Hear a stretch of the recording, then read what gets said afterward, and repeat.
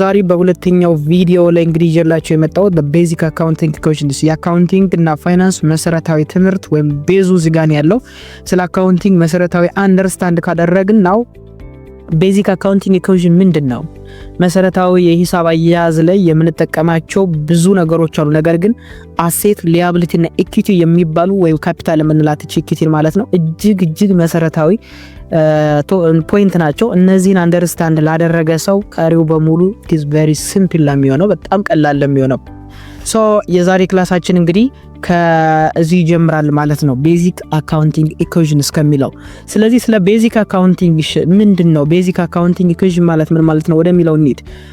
ቤዚክ አካውንቲንግ ኢኩዌሽን provides such underlying framework for recording and summarizing such economic event of the company የአንድን ድርጅት ትራንዛክሽንን ወይም ደግሞ ሰች ኢኮኖሚክ ኢቨንትን ሪከርድ አድርገን ሳምራይዝ በማድረግ ሂደት ውስጥ አካውንቲንግ ኢኩዌሽን ማወቃችን በጣም መሰረታዊና ሊሰመርበት ሊገባ የሚችል አንድ መሰረታዊ የሆነ ቶፒክ ነው።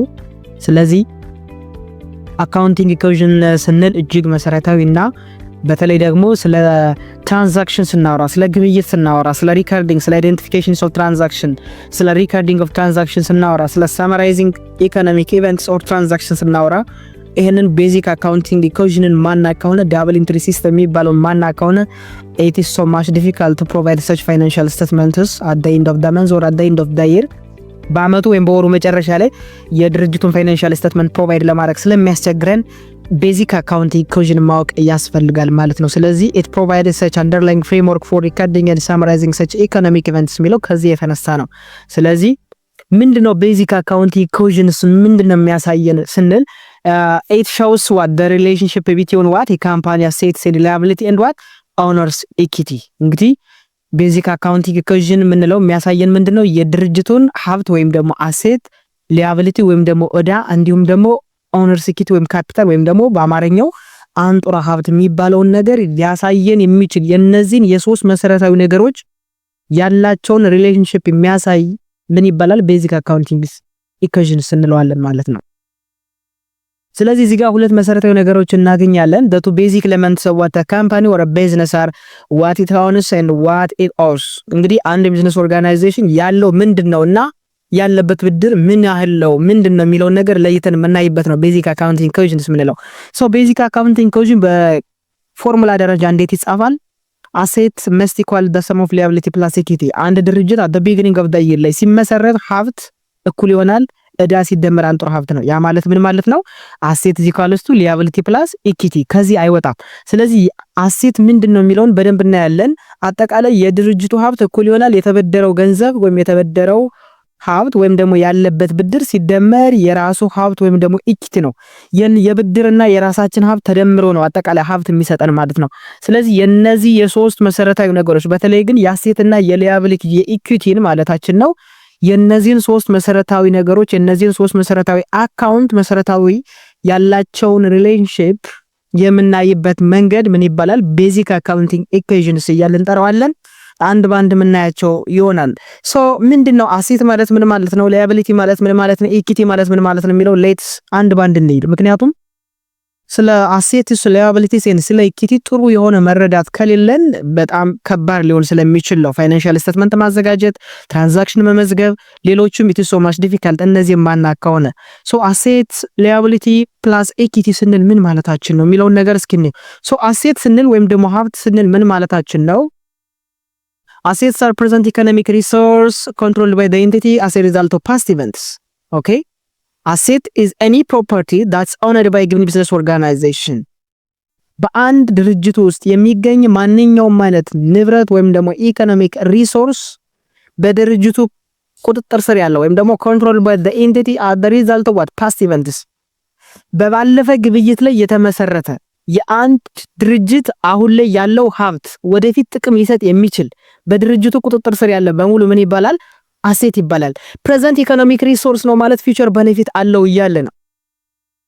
as a result of past events ስንልስ ያለን ሀብት የምናገኘው ሀብት አሁን ላይ ያለን ሀብት ደግሞ የተመሰረተው ምን ላይ ዲፔንድ ሆኖ ፓስት ትራንዛክሽን በባለፈ ግብይት ነው።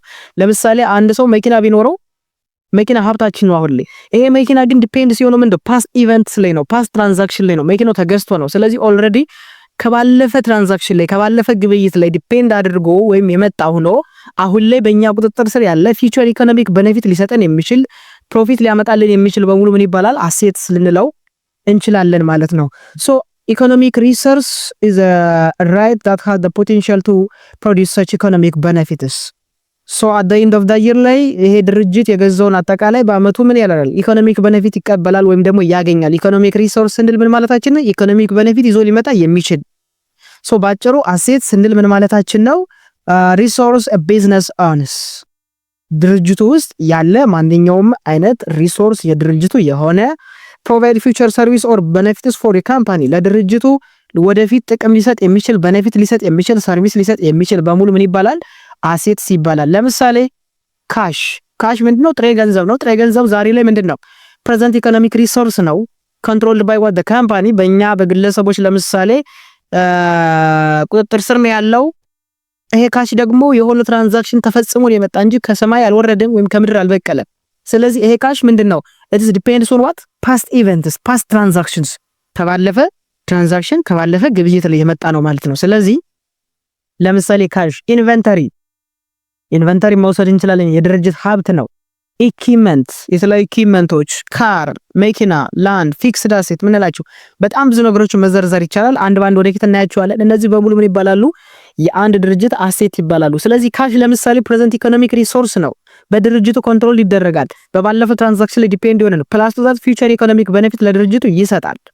ይሄንን ማስመር አለብን፣ መያዝ አለብን። ስለዚህ አሴት ማለት በጥሬ ቋንቋ በግልጽ አማርኛ ማለት ነው። አሴት ማለት ሀብት ማለት ነው። የድርጅቱ ሀብት ወይም ደግሞ አሴት ስንል ባጭሩ ሀብት እያለ ነው። ስለዚህ ሀብት ምንድነው? በአንድ ድርጅት ስር ያለ ወደፊት ጥቅም ሊሰጥ የሚችል በባለፈ ግብይት ላይ የተመሰረተ ማንኛውም አይነት ፕሮፐርቲ አሴት ሊባል ይችላል፣ ሀብት ሊባል ይችላል ብለን ዲፋይን እናደርገዋለን ማለት ነው። ስለዚህ አሴት ስንል it is actually such present economic resource of the company and controlled by the entity as a result of what past transactions or events ብለን ዲፋይን ማድረግ እንችላለን ማለት ነው። ይሄ ስለ አሴት የምናወራ ከሆነ ሊያቢሊቲ ማለት ምን ማለት ነው የሚለውን እንግዲህ ሊያቢሊቲ ደግሞ ዕዳ ነው። ስለዚህ ሊያቢሊቲ just is a present obligation of what the entity አሁን ላይ ያለበት አሁን ላይ አንድ ድርጅት ያለበት ዕዳ ምን ይባላል? ሊያቢሊቲስ ወይም ደግሞ ዕዳ ይባላል። ስለዚህ liability is what a present obligation of the entity or of the company to transfer such economic resource as the result of what past events liability ማለት አሁን ላይ አንድ ድርጅት ምን ያለበት obligation ነው ወይም ደግሞ ምንድነው ዕዳ ነው። present obligation ከሆነ የሚከፈል ነው። ምን ለማድረግ to transfer such economic resource ወደፊት ያለበትን ብድር ለመክፈል ኢኮኖሚክ ሪሶርስ ትራንስፈር ለማድረግ ያለብን ምን obligation ከየት የመጣ ነው? as a result of past events በባለፈ ግብይት ላይ በባለፈ ኢቨንት ላይ በባለፈ ትራንዛክሽን ላይ ምን ያለ ዲፔንድ የሆነ ከዛ የባለፈ ትራንዛክሽን ውጤት የሆነ ነው ሊያቢሊቲ የምንለው። ስለዚህ ሊያቢሊቲ ጀስት ዕዳ ነው። ዕዳ ማለት ደግሞ አንድ ድርጅት ለተለያየ ዓላማ ከተለያዩ ግለሰቦችና ተቋማት ገንዘብ ሊበደር ይችላል። የተበደረው ገንዘብ ምንድነው? ፕሬዘንት ኦብሊጌሽን ነው፣ ዕዳ ነው፣ የሚከፈል ነው።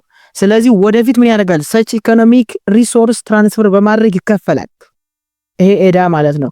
ይሄ ዕዳ ደግሞ ዲፔንድ የሆነው ወይም ደግሞ ከየት ነው የተገኘው ስንል as a result of past events ነው። as a result of past events past transactions ከባለፈ ግብይት ላይ የተገኘ ነው ማለት ነው። ስለዚህ liability ወይም ዕዳ ማለት አንድ ድርጅት አጠቃላይ ያለው ዕዳ የተበደረው ገንዘብ ወደፊት ሊከፈል የሚችል ማለት ነው። ዛሬ ላይ ያለው ዕዳ ወደፊት ሊከፍለው የሚችል ማንኛውም ማለት ዕዳ ምን ይባላል?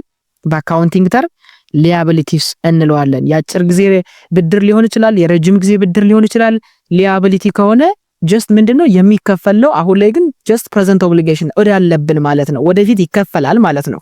ስለዚህ ሊያቢሊቲ በዚህ መንገድ ዲፋይን ማድረግ ይቻላል። ሶ ኤቭሪቲንግ ዘ ቢዝነስ ኦውስ ቱ ዘ አዘርስ ነው የሚለው።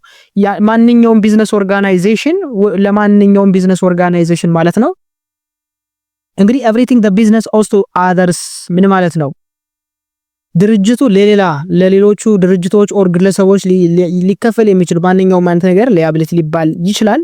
ሶ ሊያቢሊቲ ጀስት ምንድነው? ክሌም አጌንስት አሴትስ ጀስት ላይክ ዳትስ ኤንድ ኦብሊጌሽንስ ከድርጅቱ አሴት ላይ ክሌም ሊያደርጉ የሚችሉ አበዳሪዎች ክሬዲተሮች አሉ።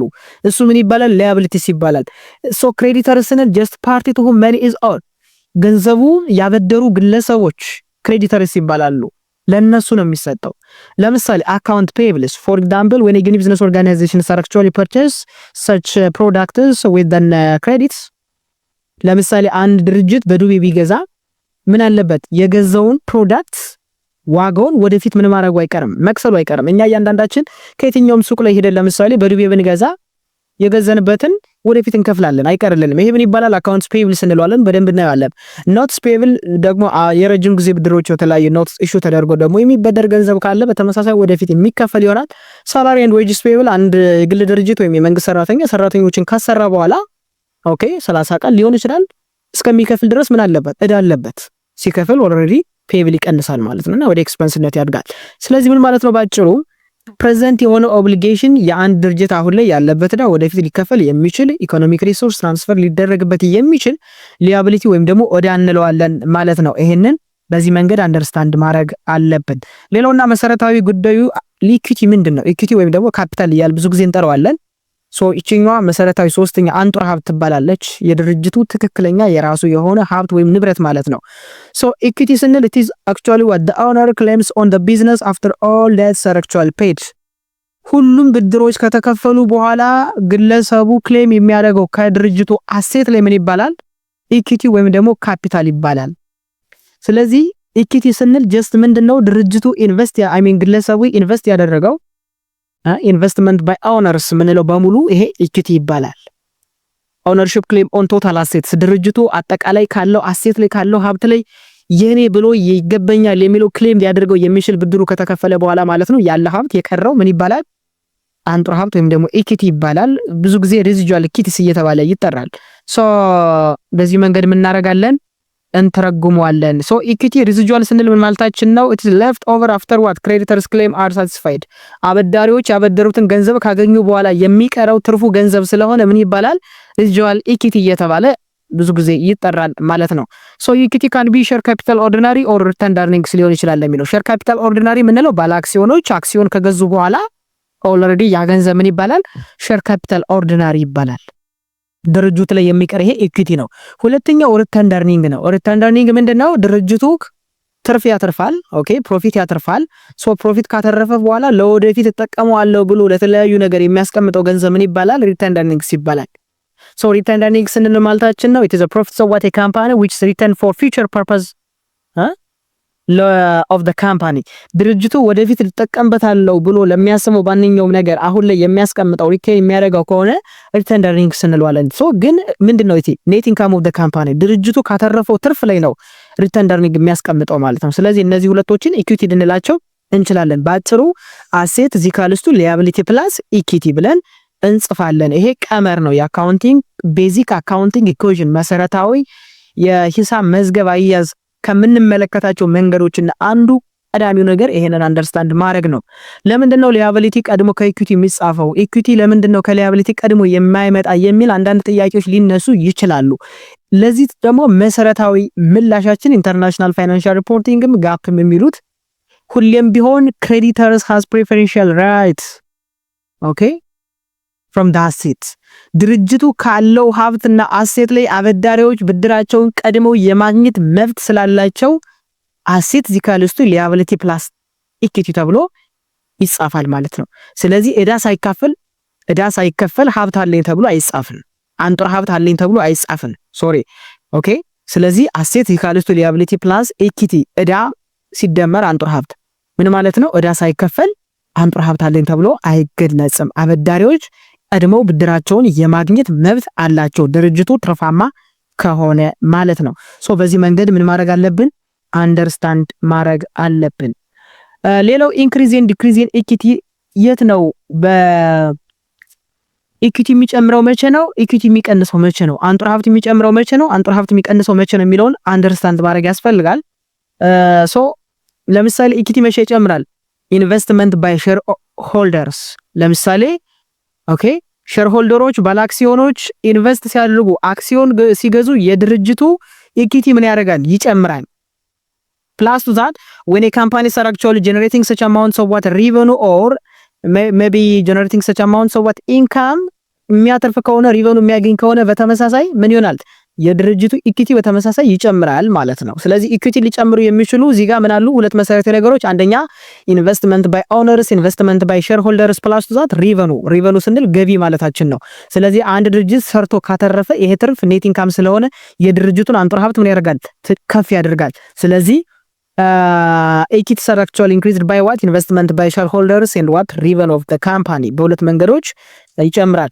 ፕላስ ዛት ኢኩቲ መቼ ነው የሚቀንሰው የሚለውን ነገር ደግሞ አንደርስታንድ ማድረግ ያስፈልጋል። ኢኩቲ መቼ ነው የሚቀንሰው? for example when a company are actually declaring such dividends and maybe paid this dividend to shareholders ድርጅቱ ዲቪደንድ ዲክላር አድርጎ ይሄንን ዲቪደንድ ለሼርሆልደሮች ወይም ለባለ አክሲዮኖች ከተከፈለ ኢኩቲ ምን ያደርጋል? ይቀንሳል። ዲቪደንድ ማለት የትርፍ ክፍፍል ነው። አንድ ድርጅት በአመቱ መጨረሻ ላይ ትርፍ ካተረፈ በኋላ ለባለ አክሲዮኖች የሚያከፋፍለው ትርፍ በሙሉ ምን ይባላል? ዲቪደንድ ይባላል። ስለዚህ ዲቪደንድ ከተከፈለ የድርጅቱ ኢኩቲ ምን ያደርጋል? ዝቅ ይላል፣ ይቀንሳል። ሁለተኛ ደግሞ ኤክስፐንስ ነው። ኤክስፐንስ በተመሳሳይ ምን ያደርጋል? ኢኩቲን ይቀንሳል። ኤክስፐንስ ማለት ወጪ ነው። ስለዚህ ድርጅቶች በተለያየ መንገድ የተለያዩ ወጪዎችን ሊያወጡ ይችላሉ። ስለዚህ የድርጅቱን ኢኩቲ ሊቀንስ ይችላል። ሶ በእነዚህ በሁለት መንገዶች ኢኩቲ የሚጨምርበትና የሚቀንስበት ብለን ማየት እንችላለን ማለት ነው። So investment by shareholders represent the total amount paid in by shareholders for the ordinary share they purchase እያንዳንዱ ባለ አክሲዮን ለገዛው ሼር የሚከፈል ክፍያ ምን ይባላል? ኢንቨስትመንት ባይ ሼርሆልደርስ እንለዋለን። በተለይ የኮርፖሬሽን ቢዝነስ ኦርጋናይዜሽን አይነት ከሆነ ወይም ደግሞ ኮርፖሬሽን የምንላቸው ተቋማት የሚመሰረቱት በአክሲዮን ስለሆነ አክሲዮን ደግሞ ይሸጣል። ስለዚህ እያንዳንዱ ባለ አክሲዮን እያንዳንዱ ኢንቨስተር አክሲዮን ሲገዛ ለገዛው አክሲዮን ምን ያደርጋል? ክፍያ ይፈጽማል። ይህ ክፍያ ምን ይባላል? ኢንቨስትመንት ባይ ሼርሆልደርስ እያል እንጠራዋለን። የድርጅቱን ኢኩቲ የሚጨምር ይሆናል ማለት ነው። ስለዚህ ይህንን ምን ማድረግ አለብን? አንደርስታንድ ማድረግ አለብን ማለት ነው። ሌላው ሪቨኑ ስንል ምን ማለታችን ነው? ኦኬ ሬቨኑ ስንል ምን ማለታችን ነው?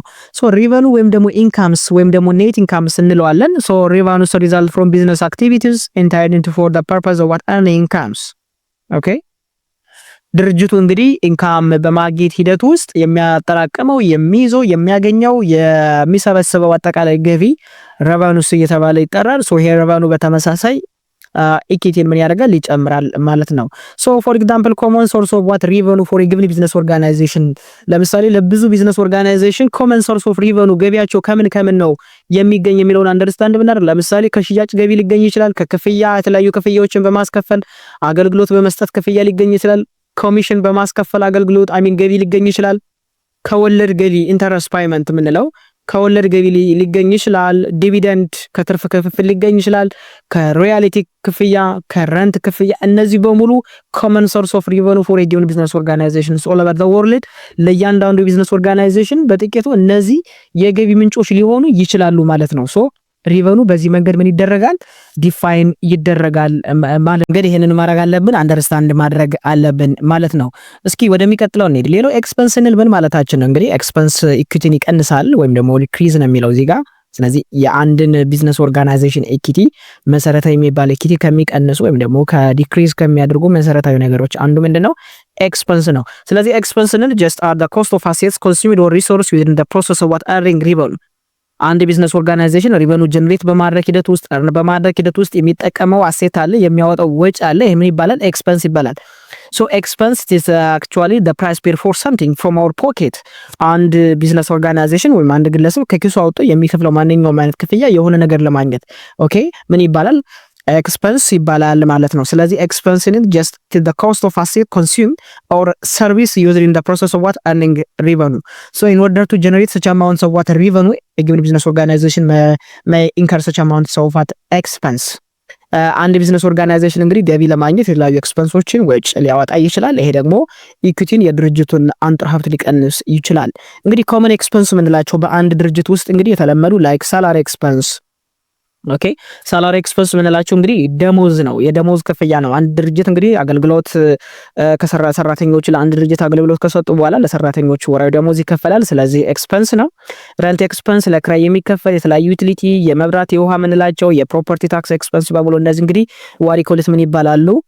ኮመን ኤክስፐንስ ኦፍ ዋት ዩ ዱ ኢን ቢዝነስ ኦርጋናይዜሽን ስፔሻሊ እነዚህ ኢኩዊቲን የሚቀንሱ ናቸው ማለት ነው። ሌላውና መሰረታዊ ርዕሰ ጉዳይ ዲቪደንድ ነው። እንግዲህ ዲቪደንድ አንዱ ምንን ከሚያደርግ ነው? ኢኩዊቲን ከሚቀንሱ ነገሮች አንዱ ምንድነው? ዲቪደንድ ነው። ዲቪደንድ እንግዲህ ቅድምም ብያችኋለሁ it is actually a portion of what the net income of the company which is distributed for what for shareholders የአንድ ቢዝነስ ኦርጋናይዜሽን የአንድ ድርጅት ትርፍ ሆኖ ለባለ አክሲዮኖች የሚከፋፈል ምን ይባላል? የትርፍ ክፍፍል ዲቪደንድ ይባላል። እንግዲህ ዲቪደንድ ስንል ጀስት የትርፍ ክፍፍል እያለው the distributions of cash or other assets to shareholders እንግዲህ ለድርጅቶች ባለ አክሲዮኖች የዲስትሪቢዩት የሚደረግ የገንዘብ መጠን ምን ይባላል? ዲቪደንድ። ሶ ዲቪደንድ ጀስት ምንድነው? ኔት ኢንካም ኦፍ it is a portion of what net income የአንድ ቢዝነስ ኦርጋናይዜሽን ኔት ኢንካም ፖርሽን ውስጥ ከዛ ከኔት ኢንካም ውስጥ ነው ለባለ አክሲዮኖች እንግዲህ የሚከፋፈል ማለት ነው። በተመሳሳይ ይሄ ኢኩዊቲን የሚቀንስ ነው ማለት ነው። ሶ ዲቪደንድ is not is net I mean dividend is net income represent an increase in net asset which is then available to distribute to shareholders እንግዲህ አንድ ድርጅት ኔት ኢንካም ትርፍ ካገኘ ማለት ነው። ኔት ኢንካም አሊያም ወይም ደግሞ የተጣራ ትርፍ ካገኘ አሴትና ኢኩዊቲ ይጨምራል። በተመሳሳይ ደግሞ ዲቪደንድ የሚከፍል ከሆነ ደግሞ ኢኩዊቲን በተመሳሳይ ሁኔታ ይቀንሳል ማለት ነው። ሶ ኦልዌይስ ዲቪደንድ ሪዲዩስ ዋት ሪተርን እርኒንግ ሁሌም እንግዲህ ዲቪደንድ ወይም ደግሞ የትርፍ ክፍፍል የሚባል ነገር ማለት ነው ምን ያደርጋል? የድርጅቱን ሪተርን እርኒንግ ወይም ደግሞ ተቀማጭ ገንዘብ ሊቀንስ ይችላል ማለት ነው። ነገር ግን ዲቪደንድ ምን አይደለም? ኤክስፐንስ አይደለም። ኤክስፐንስ ከሆነ ጀስት ምንድነው የሆነ ሪሶርስ ለማግኘት ስንል ኮንሱም እናደርገው የምናወጣው ነገር ነው። ጀስት ዲቪደንድ ስንል ግን ጀስት ከትርፍ ላይ የሚከፈል ክፍያ ነው ለባለ አክሲዮኖች ማለት ነው። ሶ በዚህ መንገድ አንደርስታንድ ማድረግ አለብን ማለት ነው። ኤኒዌይስ ግን አሴት is equals to liability plus equity ብለን እንዲሁም ደግሞ ኢኩዊቲን የሚቀንሱ መሰረታዊ ነገሮችን በዚህ መንገድ አንደርስታንድ ማድረግ አለብን ማለት ነው። ሌላው እስኪ ዩዚንግ the accounting equations አካውንቲንግ ኢኩዌሽን እንዴት ነው መጠቀም ያለብን የሚለውን አንዳንድ ነገሮችን እንግዲህ እያንዳንዱ ቢዝነስ ኦርጋናይዜሽን አካውንቲንግ ኢኩዌሽንን በተለይ ደግሞ ትራንዛክሽን ሪከርድ በማድረግ ሂደት ውስጥ ሊጠቀም ይችላል ማለት ነው። ሶ ትራንዛክሽንስ are a business economic event recorded by an accountant እንግዲህ አንድ ቢዝነስ ኦርጋናይዜሽን አካውንታንት ትራንዛክሽን ወይም ደግሞ ግብይት አንድ ቢዝነስ ኦርጋናይዜሽን ላይ ኦከር ሲያደርግ ምን የምናደርገው ነው የሚመዘገብ ነው ማለት ነው። ሶ such economic events what we call transaction ልለው እንችላለን። በገንዘብ ሊገለጽ የሚችል በገንዘብ ሜጀር ሊደረግ የሚችል what we call transaction or ግብይት ስንለዋለን። ይሄንን ደግሞ አካውንታንቶች ይመዘግቡታል ማለት ነው። ሶ ትራንዛክሽን ሜቢ ኤክስተርናል ትራንዛክሽን ሊሆን ይችላል ኦር ኢንተርናል ትራንዛክሽን ሊሆን ይችላል። አንድ ቢዝነስ ኦርጋናይዜሽን ላይ ግብይት የውስጥ ግብይት ሊሆን ይችላል አሊያም ደግሞ ኤክስተርናል ወይም ደግሞ የውጭ ግብይት ሊሆን ይችላል። ሶ ኖት ኦል አክቲቪቲስ ሪፕሬዘንት ትራንዛክሽን እያንዳንዱ አክቲቪቲ ትራንዛክሽንን ወይም ደግሞ ሰች ኢኮኖሚክ ኢቨንትን ሪፕሬዘንት ላያደርግ ይችላል የሚለው ሶ አንድ ቢዝነስ ኦርጋናይዜሽን ላይ በጣም ብዙ አክቲቪቲዎች ሊኖሩ ይችላሉ። እነዚህ አክቲቪቲዎች ግን እያንዳንዱ ትራንዛክሽንን ሪፕሬዘንት ላያደርጉ ይችላሉ ማለት ነው። ስለዚህ each transaction has what a dual effects on the accounting equations እያንዳንዱ ግብይት እያንዳንዱ ትራንዛክሽን ሁለት መሰረታዊ የሆነ ዱዋል ኢፌክት አለው። በግራና በቀኝ በኩል በዴቢት እና በክሬዲት ሳይድ በኩል በአካውንቲንግ ኢኩዌሽን ማለት ነው ሁለት ነገሮችን የግድ አፌክት ማድረግ አለበት ወይም ደግሞ ሊያቢሊቲን አሴትን ኢኩዊቲን እያለ ቢያንስ ሁለት መሰረታዊ አካውንቶችን ምን ማድረግ አለበት? አፌክት ማድረግ አለበት። so each transactions of a given business organization has a dual effect on the accounting equations ቤዚክ አካውንቲንግ ላይ ሁለት መሰረታዊ የሆነ ዱዋል ኢፌክት ሊያመጣ ይችላል ማለት ነው። ይሄን እንግዲህ በደንብ እናያለን። so external transaction ማለት ምን ማለት ነው? internal transactions ማለት ምን ማለት ነው የሚለውን ነገር እስኪ እንየው። so external the name indicate external ምንድነው? it is actually involving such economic event between the company and some outside enterprise ድርጅቱና ከድርጅቱ ውጭ ያለ ኢንተርፕራይዝ ሁለቶች ግብይት በሚያደርጉበት ጊዜ ዋሪኮሊት ምን እንላለን? ኤክስተርናል ትራንዛክሽንስ እንላለን። ለምሳሌ ኤክስ የሚባል የውጭ አንድ አውትሳይድ የሆነ ሰም አውትሳይድ ኢንተርፕራይዝ ቢሆን ዋይ የሚባል የራሳችን ድርጅት ቢኖረን የኛ ይሄ ዋይ የሚባለው ድርጅት ከኤክስ ጋር ግብይት ቢፈጽም እንግዲህ ይሄ ትራንዛክሽን ምን ይባላል? ኤክስተርናል ትራንዛክሽንስ ይባላል ማለት ነው። ሶ ኤክስተርናል ትራንዛክሽን ስንል it is a type of transaction that's involving economic event between the company and some outside enterprise ከድርጅቱ ውጭ ያለ አንድ ድርጅትና ድርጅቱ የሚያደርጉት ግብይት ዋሪኮሊት ኤክስተርናል ትራንዛክሽንስ ወይም ደግሞ የውጭ ግብይት እንለዋለን። ኤግዛምፕል purchase of such purchase of such cooking equipment from a supplier ለምሳሌ የተለያዩ ኢኩዊፕመንቶችን ከሳፕላየር ከአቅራቢ ብንገዛ አቅራቢው ድርጅት ኤክስተርናል ፓርቲ ነው፣ እኛ ደግሞ የራሳችን ድርጅት አለን። ስለዚህ ይሄ ምን ይባላል? ትራንዛክሽን ኤክስተርናል ትራንዛክሽን እንለዋለን። ስለዚህ ኤክስተርናል ትራንዛክሽን ለመባል አንድ ድርጅት ከተለያዩ ድርጅቶች ከሌላ ድርጅት መግዛት አለበት ወይ መሸጥ አለበት። ይሄ ምን ይባላል? ኤክስተርናል ትራንዛክሽን። ዴር ኢዝ አውትፍሎ ኦፍ መኒ ይዞ ይመጣል፣ አውትፍሎ ኦፍ ካሽ ይዞ ይሄዳል። በዚህ ሂደት ምን ይፈጠራል ማለት ነው? ኢንፍሎ ኦፍ ካሽ እና አውትፍሎ ኦፍ ካሽ ይኖራል ማለት ነው። ይሄንን መረዳት አለብን። ኢንተርናል ትራንዛክሽንስ የምንላቸው ኢኮኖሚክ ኢቨንት ዳት ኦከር ኢንተርሊ ዊዝን ዋን ካምፓኒ፣ በአንድ ድርጅት ውስጥ የሚፈጸሙ ኢኮኖሚክ ኢቨንቶች ደግሞ ምን ይባላሉ? ኢንተርናል ትራንዛክሽንስ ይባላል ማለት ነው። ስለዚህ ለምሳሌ አንድ ድርጅት የገዛውን ይሄንን ኢኩዊፕመንት ቢጠቀመው ላይክ ክሊኒንግ ሳፕላይስ ኤንድ አዘርስ ቢጠቀም ምን ይባላል? ይሄ ኢንተርናል ትራንዛክሽንስ ይባላል። ስለዚህ በአንድ ድርጅት ውስጥ ነው ይሄ ትራንዛክሽኑ እየተፈጸመ ያለው። ስለዚህ ኢንተርናል ትራንዛክሽን የሚባለው ምንድነው? ኢኮኖሚካል ኢቨንት ሆኖ በዛ ድርጅት ውስጥ ሙሉ በሙሉ ምን ያደረገ ኦከር ያደረገ ከሆነ ነው፣ እዛ ድርጅት ውስጥ የተፈጸመ ከሆነ። ለምሳሌ ዋይ የሚባል ድርጅት ካለ ዋይ የሚባል ድርጅት ካለ እዚህ ዋይ ውስጥ የሚፈጸሙ ግብይቶች ምን ይባላሉ? ዊዝን ካምፓኒ ኢንተርናል ትራንዛክሽንስ እንላቸዋለን። ኤክስተርናል ለመባል ግን ግዴታ አውትሳይድ ፍሮም ዘ ካምፓኒ ማለት ነው። አንድ ሌላ ተጨማሪ ካምፓኒ ሊኖር ወይም ግለሰብ ሊኖር ይገባል። በዚህ መንገድ ዱዋል ኢፌክት ያመጣል ወይስ ያመጣ የሚለውን በኋላ እናያለን። ባጭሩ ግን ትራንዛክሽን ኢንተርናል ወይም ደግሞ ኤክስተርናል ብለን በሁለት መንገድ ልንከፍለው እንችላለን ማለት ነው። እስኪ ይሄንን ነገር እንመልከት። አት ዘ ፎሎዊንግ ኢቨንትስ ሪከርድ ኢን ዘ አካውንቲንግ ሪከርድ ይላል። እነዚህ ኢቨንቶች መመዝገብ አለባቸው ወይስ የለባቸው ምን የሚላል። ለምሳሌ ፐርቸዝ ኮምፒውተር ለምሳሌ ኮምፒውተር ቢገዛ መመዝገብ አለበት? የስ መመዝገብ አለበት። ለምን? ኢኮኖሚካል ኢቨንት ነው፣ በገንዘብ ሜጀር ማድረግ እንችላለን።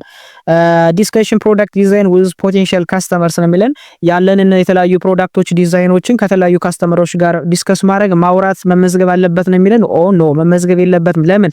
ይሄ ኢኮኖሚክ ኢቨንት አይደለም። ኢቨንት አይደለም። ፓይረንትስ ይሄ ረንት መክፈል ክራይ መክፈል የቤት ክራይ ሊሆን ይችላል። የተለያዩ የክራይ ክፍያዎችን መክፈል መመዝገብ አለበት። ለምን? በገንዘብ ሜጀርድ ማድረግ ስለምንችል ማለት ነው። ይሄንን ኢቨንቱን መመዝገብ አለበት ወይስ መመዝገብ የለበትም ብሎ ለመክፈል እንደ ክራይቴሪያ የምንጠቀመው ምንድነው? that it is the financial position asset liability or stockholder equity of the company changed አንድ ኢኮኖሚክ ኢቨንት ለመባል የድርጅቱን አሴት ወይም ሊያቢሊቲ አሊያም ስቶክሆልደር ኢኩዊቲ ምን ማድረግ አለበት?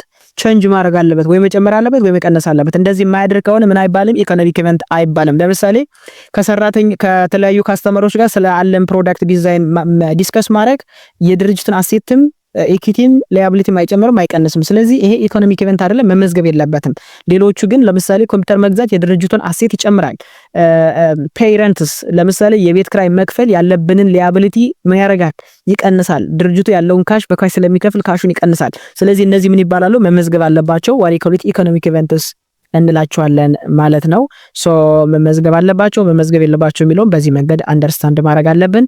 ይሄንን አንድ የሪከርድ መደረግ ያለባቸው ኢኮኖሚክ ኢቨንት ብቻ ነው በአካውንቲንግ ማለት ነው። አሴት ኢኳል ቱ ሊያቢሊቲ ፕላስ ኢኩዊቲ ስንል ኢኩዊቲ እንግዲህ ቅድም እንዳየነው በሁለት ከፍለነዋል። ሼር ሆልደር ሼር ካፒታል ኦርዲናሪ ምንለው የባለ አክሲዮኖች ካፒታል ነው። ይሄኛው ደግሞ ሪተርን ኤርኒንግ ምንለው ድርጅቱ አጠቃላይ ያተረፈው ትርፍና ወደፊት የሚያስቀምጠው ገንዘብ ነው። ሪተርን ኤርኒንግ እንዴት እናገኛለን? በዚህ አመት ያገኘነው ሪቨኑ ሲቀነስ በዚህ አመት ያወጣነው ወጪ ሲቀነስ ለባለ አክሲዮኖች የተከፈለ ዲቪደንድ አሁን ላይ ያለን ሪተርን ኤርኒንግን ማግኘት እንችላለን። ሼር ካፒታል ኦርዲናሪ ሲደመር ሪተርን ኤርኒንግ የድርጅቱን አጠቃላይ ምን ይሰጠናል? ኢኩዊቲ ይሰጠናል ማለት ነው። ስለዚህ ኦልዌይስ አሴት ኢኳልስ ቱ ዋት ሊያቢሊቲ ፕላስ ኢኩዊቲ የሚል ቤዚክ አካውንቲንግ ኢኩዌሽን ይሰጠናል። ስለዚህ ሀብት እኩል ይሆናል ዕዳ ሲደመር የአንጡራ ሀብት የሚል ከመሪ ይሰጠናል ማለት ነው። በዚህ መንገድ መረዳት አለብን ማለት ነው። እስኪ እስካሁን ድረስ ያወረናቸውን እያንዳንዱ ነገሮች እስኪ በኤግዛምፕል እንመልከታቸው። ምክንያቱም አሁን ያወረነውን ቲዮሪውን በቁጥር የማናየው ከሆነና አንደርስታንድ የማናደርገው ከሆነ ስለማይገበን እስኪ እያንዳንዷን በቁጥር እንመልከት። ለምሳሌ ትራንዛክሽን 1 ወይም ደግሞ ግብይት 1 ማለት ነው። ምን ይላል? ኢንቨስትመንት ባይ ስቶክሆልደርስ ራይ ኤንድ ባርባራ ኔል ዲሳይድ ቱ ስታር ኮምፒውተር በደንብ ተመልከቱት። ምን ይላል? ዲሳይድ ቱ ስታርት ዋት ኮምፒውተር ፕሮግራሚንግ ካምፓኒ ዳት ዘ ኢንኮርፖሬት አስ ሶፍትባይት ኢንዲፔንደንት ካምፓኒ ኦን ሰፕቴምበር 1 2014 የሚለው ዳይ ኢንቨስት ዩሮ 15000 ምን አድርገዋል የሚለን ኢንቨስት አድርገዋል ኢን ዘ ቢዝነስ ኤክስቼንጅ ኦፍ ፎር euro 15000 ordinary share ማለት ነው so the ordinary share indicated that the ownership interest that the nails have in this company እና ምን ነገሮችን አፌክት የሚያደርግናል እንግዲህ ይሄ ትራንዛክሽን አንድ ማለት ግብይት አንድ ነው እዚህ ጥያቄ ላይ ምንድነው ኢንቨስትመንት ባይ ስቶክ ሆልደርስ ወይም ደግሞ ስቴክ ሆልደርስ ባለ አክሲዮኖቹ ኢንቨስት አደረጉ ማን ራይ ኤንድ ባርባራ የሚባሉ ሁለት ግለሰቦች አዲስ የኮምፒውተር ኢንጂነሪንግ የኮምፒውተር ፕሮግራሚንግ ካምፓኒ ለማቋቋም ኦኬ ሴፕቴምበር 1 2014 ላይ ያላቸውን 15000 የሚጠጋ ዩሮ ገንዘብ የ15000 ዩሮ ሸር ገዙ አክሲዮን ገዙን የተባለው ስለዚህ አክሲዮን የገዙት ገንዘብ ከፍለው ነው ስለዚህ ምንድነው ይሄ ትራንዛክሽን ነው ግብይት ነው ስለዚህ መመዝገብ አለበት በቀን የታወቀ ነው ማለት ነው ስለዚህ አሁን ይሄ ትራንዛክሽን ይሄ ግብይት አፌክት ያደረገው አሴት ነው ሊያቢሊቲ ነው ወይስ ኢኩዊቲ ነው የሚለው ነገር አንደርስታንድ ማድረግ ያስፈልጋል ስለዚህ የመጀመሪያው ትራንዛክሽን ስናይ ኢንቨስት የተደረገው እዚህ ድርጅት ላይ 15000 ነው ስለዚህ የድርጅቱ ካሽ ወይም ጥሬ ገንዘብ በ15000 ምን ያደርጋል ኦኬ በ15000 ይጨምራል ስለዚህ አሴት እንልና ካሽ ፕላስ ዋት በ15000 አንድ እንጨምራለን ካሽን በ15000 እንጨምራለን ከዛስ ሊያቢሊቲን አፌክት አድርጓል ወይስ አላደረገ የሚለውን ስናይ ሊያቢሊቲ ጋር ምንም አይነት ኢፌክት የለውም ለምን 15000 ጥሬ ገንዘብ ከፈሉ ደን 15000 ብር ሸር አክሲዮን ወሰዱ ስለዚህ የድርጅቱ አሴት በ15000 ይጨምራል በተመሳሳይ ደግሞ ኢኩዊቲ የሚባል ወይም ደግሞ ኢንቨስትመንት ባይ ስቴክ ሆልደርስ በተመሳሳይ ካፒታል ሼር ካፒታል ኦርዲናሪ የምንለው በስንት ይጨምራል በ15000 ይጨምራል ስለዚህ አሴት ኢኳልስ ቱ ሊያቢሊቲ ፕላስ ኢኩዊቲ 15000 እኩል ይሆናል 15000 እኩል ይሆናል ስለዚህ ኦልዌይስ አንድ ትራንዛክሽን ምን ካደረገ በኋላ ኦከር ካደረገ በኋላ በሁለት ሳይድ በኩል ያለው እኩል መሆን አለበት ዱዋል ኢፌክት ያለውን ቅድም ለዚህ ነው ሁለት የተለያዩ ነገሮችን ሁለት አካውንቶችን በተመሳሳይ ሰዓት ምን ማድረግ አለበት አፌክት ማድረግ አለበት ማለት ነው ይሄ የመጀመሪያው ትራንዛክሽን ነው ሶ ይሄ ትራንዛክሽን ምን አደረገ this transaction results what an equal increase in both assets and equity የድርጅቱን አሴትም ጨምሯል በተመሳሳይ የድርጅቱን ማንጦ ሀብት ወይም ኢኩዊቲ ጨምሯል በምን የድርጅቱ አሴት በምንድን የጨመረ 15000 ካሽ ኢንቨስት ስለተደረገ ዲፖዚት ስለሆነ የድርጅቱ ኢኩዊቲ በምን ጨመረ ሼር ካፒታል አክሲዮን የአክሲዮን ባለድርሻ በ15000 ብር ከፍ ስላለ አንድ ይሄንን አንደርስታንድ ማድረግ ያስፈልጋል ዱዋል ኢፌክት ማለት ቅድም ምን ማለት ነው ብለናል ዱዋል ኢፌክት ጀስት ሁለት ነገሮችን አፌክት ሊያደርግ የሚችል ነው ብለናል ስለዚህ ሁለት ነገሮችን ምን አድርጓል አሁን አፌክት አድርጓል ማለት ነው ስለዚህ አሴት ኤንድ ላያቢሊቲን አፌክት ስላደረገ ይሄንን አንደርስታንድ ማድረግ ያስፈልጋል ሁለተኛው ትራንዛክሽን እስኪ እንመልከተው purchase of equipment for cash ኦኬ ለምሳሌ ይሄ ድርጅት እንግዲህ ኢኩዊፕመንት በተለይ ደግሞ ኮምፒውተር ነው የገዛው በ7000 በጥሬ ገንዘብ ከፍሎ ገዛን የተባለው አሁንም ይሄ ትራንዛክሽን ሁለት ነገሮችን አፌክት ያደርጋል አንደኛ የተገዛው ምንድነው ኢኩዊፕመንት ነው ኮምፒውተር ነው ፐርሰናል ኮምፒውተር ነው የተገዛው ፐርሰናል ኮምፒውተሩ የተገዛ በስንት ነው በ7000 ዩሮ በካሽ በጥሬ ገንዘብ የተገዛው ስለዚህ ድርጅቱ ኮምፒውተር ሲገዛ የድርጅቱ ኮምፒውተር ይጨምራል ኢኩዊፕመንት ይጨምራል ኮምፒውተር ደግሞ ሀብት ነው ስለዚህ አሴት በስንት ይጨምራል ማለት ነው በ7000 የተገዛው በምንድነው በጥሬ ገንዘብ ደግሞ ካሽ ምንለው ምንድነው ሀብት ነው አሴት ነው ስለዚህ 7000 ብር ከፍለን ኮምፒውተር ከገዛን ኮምፒውተር የሚባል አሴት ይጨምርና ያለን ጥሬ ገንዘብ ወይም ደግሞ ካሽ በስንት ይቀንሳል ማለት ነው በ7000 ይቀንሳል ማለት ነው ስለዚህ ምን ነገር ነው ሁለት ነገሮችን እዚህ ጋር አፌክት ያደረገው የሚለው ነገር እንመልከት ስለዚህ አፌክት የሆነው ምንድነው አሴት ብቻ ነው አፌክት የሆነው ለምን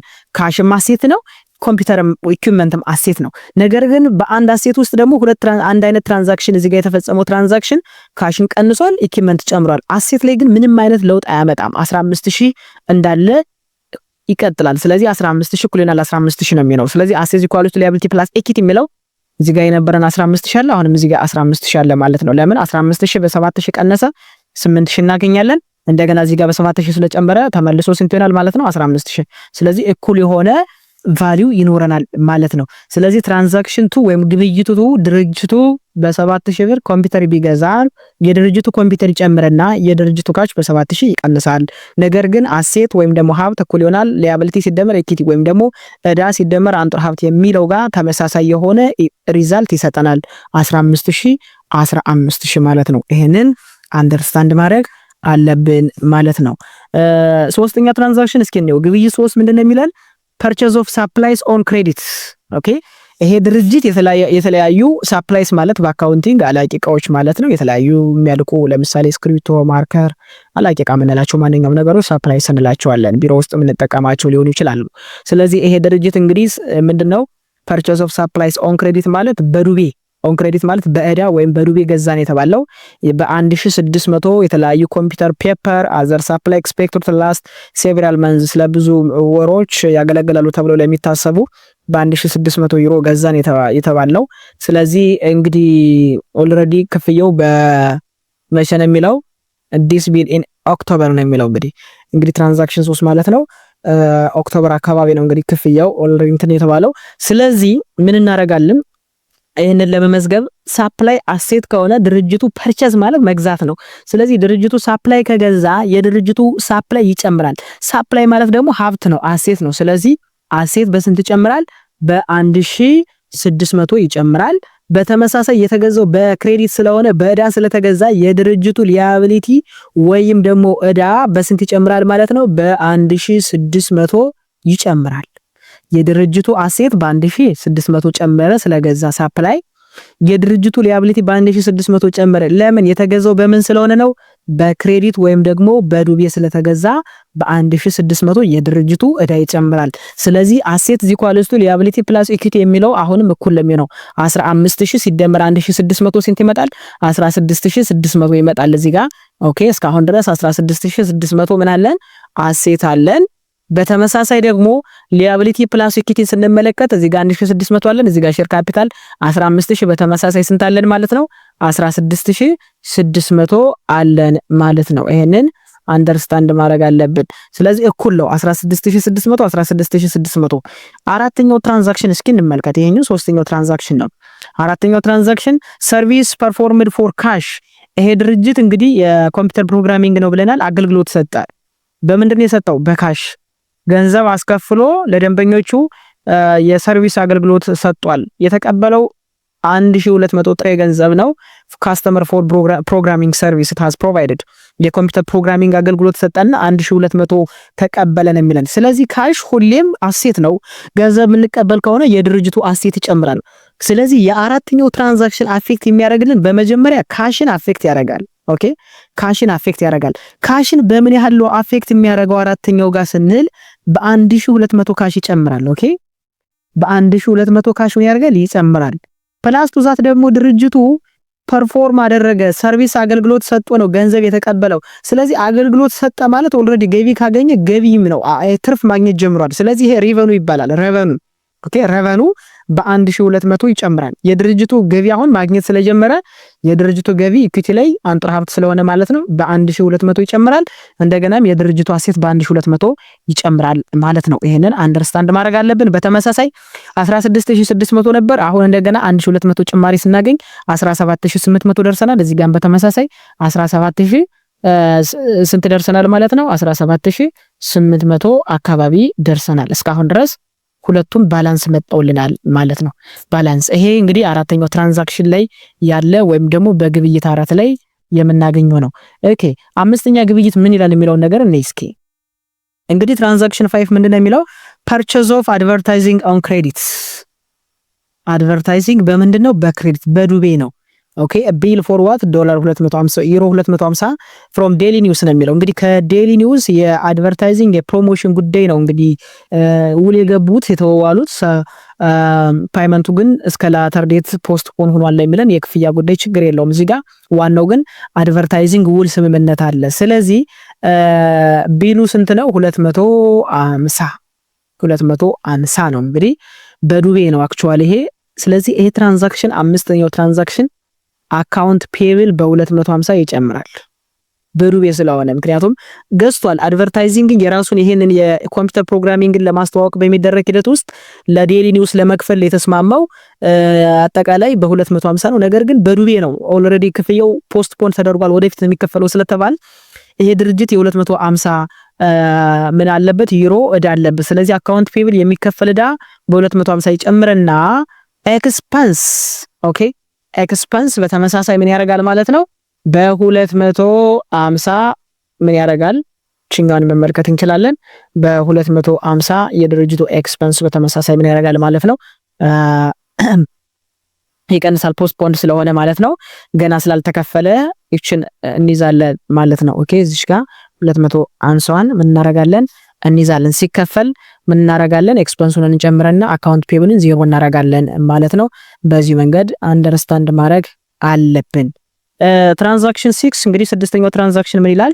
ሰርቪስ ፐርፎርምድ ፎር ካሽ ኤንድ ክሬዲትስ ይልና ዩሮ 3500 ምን አደረገ? ኦፍ ፕሮግራሚንግ ሰርቪስ ፎር ካስተመርስ ይላል። ለካምፓኒ ሪሲቭስ ካሽ ኦፍ ዋት 1500 ካሽ ሪሲቭ አደረገ። እንዲሁም ደግሞ 2000 የሚጠጋ ኦን አካውንት ቢል ባላንሱን ያሳያል የሚለው እንግዲህ ስድስተኛው ግብይት ወይም ደግሞ ስድስተኛው ትራንዛክሽን ምንድነው? አገልግሎት ነው። እንግዲህ ፕሮቫይድድ የተደረገው አገልግሎት የተሰጠው በሁለት መንገድ ነው። አንደኛ አገልግሎቱ በጥሬ ገንዘብ ተሰጥቷል፣ ሁለተኛው ደግሞ በዱቤ ተሰጥቷል። ስለዚህ ሁለት ግብይቶች ነው ያሉ።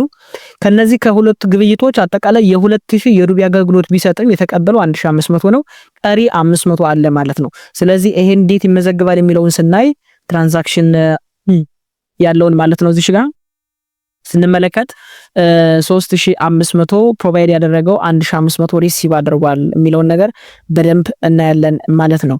ስለዚህ አንደርስታንድ በማድረግ ሂደት ውስጥ እቺኛን እናረጋለን። ሰርቪስ ፕሮቫይድድ ፎር ካሽ ስለሚለን ኤንድ ኦን ክሬዲት ስለሚለን አካውንት ሪሲቨብል ኦኬ በዱቤ ስለሰጠ ማለት ነው።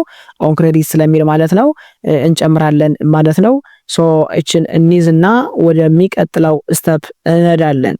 ኦኬ ወደሚቀጥለው ስቴፕ ምን እናረጋለን እንሄዳለን ማለት ነው። ሶ ሌሎችንም እንደዚህ ያደረከን ማድረግ በሰባተኛ ትራንዛክሽን ላይ እንሄዳለን። ለምሳሌ ሰባተኛው ትራንዛክሽን ምን ይላል? ፓይመንት ኦፍ ኤክስፐንስ ይልና ባይ ዘ ፎሎዊንግ ኤክስፐንስ ኢን ካሽ ፎር ሴፕቴምበር ይላል። ለምሳሌ ለቤት ክራይ 600፣ ለሳላሪ ኤንድ ዌይ 900፣ ለዩቲሊቲ አጠቃላይ ምን ይላል 200 ክፍያ ተከፍሏል የሚላል። ስለዚህ የትራንዛክሽን ምን ያሳያል ማለት ነው? አጠቃላይ 600 ሲደመር 200 ስንት አለን? 800 800 ሲደመር 900 ስንት አለን? 600 እና 900 1500 ሶ ትራንዛክሽን እዚህ ጋር ያለውን ለማለት ነው። አጠቃላይ ኦልሬዲ ፓይመንት ኦፍ ኤክስፐንስ ነው፣ ክፍያ ነው የተከፈለው። ከተከፈለ ደግሞ ካሽ ምን ያደርጋል? ይቀንሳል። ካሽ ይቀንስና ምን ይጨምራል ማለት ነው? ኤክስፐንስ ይጨምራል ማለት ነው። ኤክስፐንስ ይጨምራል። በዚህ መንገድ እንመዘግባለን ማለት ነው። 600 900 200 ምንላቸው እነዚህ በሙሉ ምንድናቸው? ኤክስፐንስ ናቸው። ስለዚህ ኢኩዊቲን ምን ያደርጋሉ? ይቀንሳሉ። ኢኩዊቲን ይቀንሳሉ። ኤክስፐንስ ደግሞ በዚህ ልክ ምን ያደርጋል? ይጨምራሉ ማለት ነው። ሶ ይሄንን ምን ማድረግ አለብን? መረዳት አለብን። ስለዚህ ይሄ ድርጅት ትራንዛክሽን 7 ወይም ግብይት 7 ላይ ምን ያሳያል? ኦልሬዲ ድርጅቱ ምን አድርጓል? የተለያዩ ክፍያዎችን ከፍሏል። ከተከፈለ ደግሞ የድርጅቱ ካሽ ይቀንሳል። በተመሳሳይ ደግሞ ምን ያደርጋል ማለት ነው? በ1700 የድርጅቱ ካሽ ይቀንሳል። ካሽ በ1700 ይቀንሳል። የድርጅቱ ኤክስፐንስ ደግሞ በ1700 ይጨምራል። ይሄንን ሰባተኛ ትራንዛክሽን ላይ ምን ማድረግ እንችላለን? መመልከት እንችላለን ማለት ነው። ሌላውና መሰረታዊ ነገር ትራንዛክሽን 8 ላይ ያለው ፓይመንት ኦፍ አካውንት ፔብል ነው። ከዚህ በፊት በዱቤ የተገዛ አጠቃላይ ፕሮዳክት አሁን ያለብን ዕዳ ይሄ ድርጅት ከፍሏል። ለምሳሌ 250 ለዴሊ ኒውስ አድቨርታይዚንግ ነበረ የተስማሙበት ያልተከፈለ በዱቤ ነበር ትራንዛክሽን 5 ላይ ማለት ነው። አሁን ይሄ ክፍያ ተከፍሏል። ስለዚህ ያለንን ዕዳ ምን ከፍል ከሆነ ዕዳችን ይቀንሳል። በተመሳሳይ ደግሞ ምን ይሆናል? ዕዳችን ይቀንስና ካሽ ደግሞ ስለሚከፈል ምን ያደርጋል? ይቀንሳል። ስለዚህ ትራንዛክሽን 8 ላይ ካሽ በ250 ይቀንሳል። እንደገና አካውንት ፔብልን በ250 ይቀንሳል። ስለዚህ ሁለት አካውንቶች ምን አድርጓል? አፌክት አድርጓል ማለት ነው። ይሄ እንግዲህ ትራንዛክሽን ስንት ነው? ትራንዛክሽን 8 ነው ማለት ነው።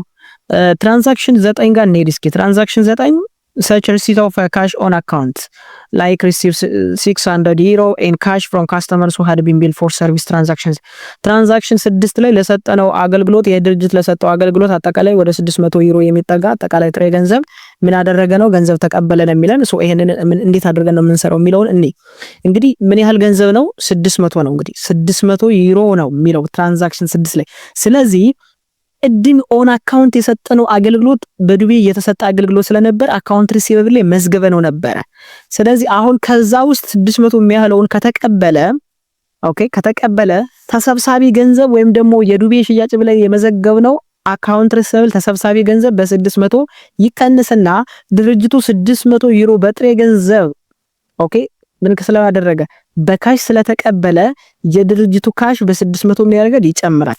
ነገር ግን አሁን አሴት ላይ ብቻ ነው ኢፌክት እዚህ ጋር ካሹን ይጨምራል፣ አካውንት ሪሲቨብል ይቀንሳል። ነገር ግን አጠቃላይ በድርጅቱ ፋይናንሻል ስቴትመንት ላይ አካውንቲንግ ቤዚክ አካውንቲንግ ኢኩዌሽን ላይ ምንም አይነት ለውጥ አያመጣም። ስለዚህ ካሽን ይጨምራል፣ በተመሳሳይ አካውንት ሪሲቨብል ይቀንሳል። አሴት ላይ ግን ተመሳሳይ ሪዛልት ነው። አጠቃላይ አሴት የሚለው ጋር ካልኩሌት ስናደርገው እኩል የሆነ ሪዛልት ነው የሚሰጠን። ምንም አይነት ዜሮ ኢፌክት ነው አሴት ላይ የሚኖረው። ይሄ 9ኛው ትራንዛክሽንን አንደርስታንድ በዚህ መንገድ ማድረግ አለብን።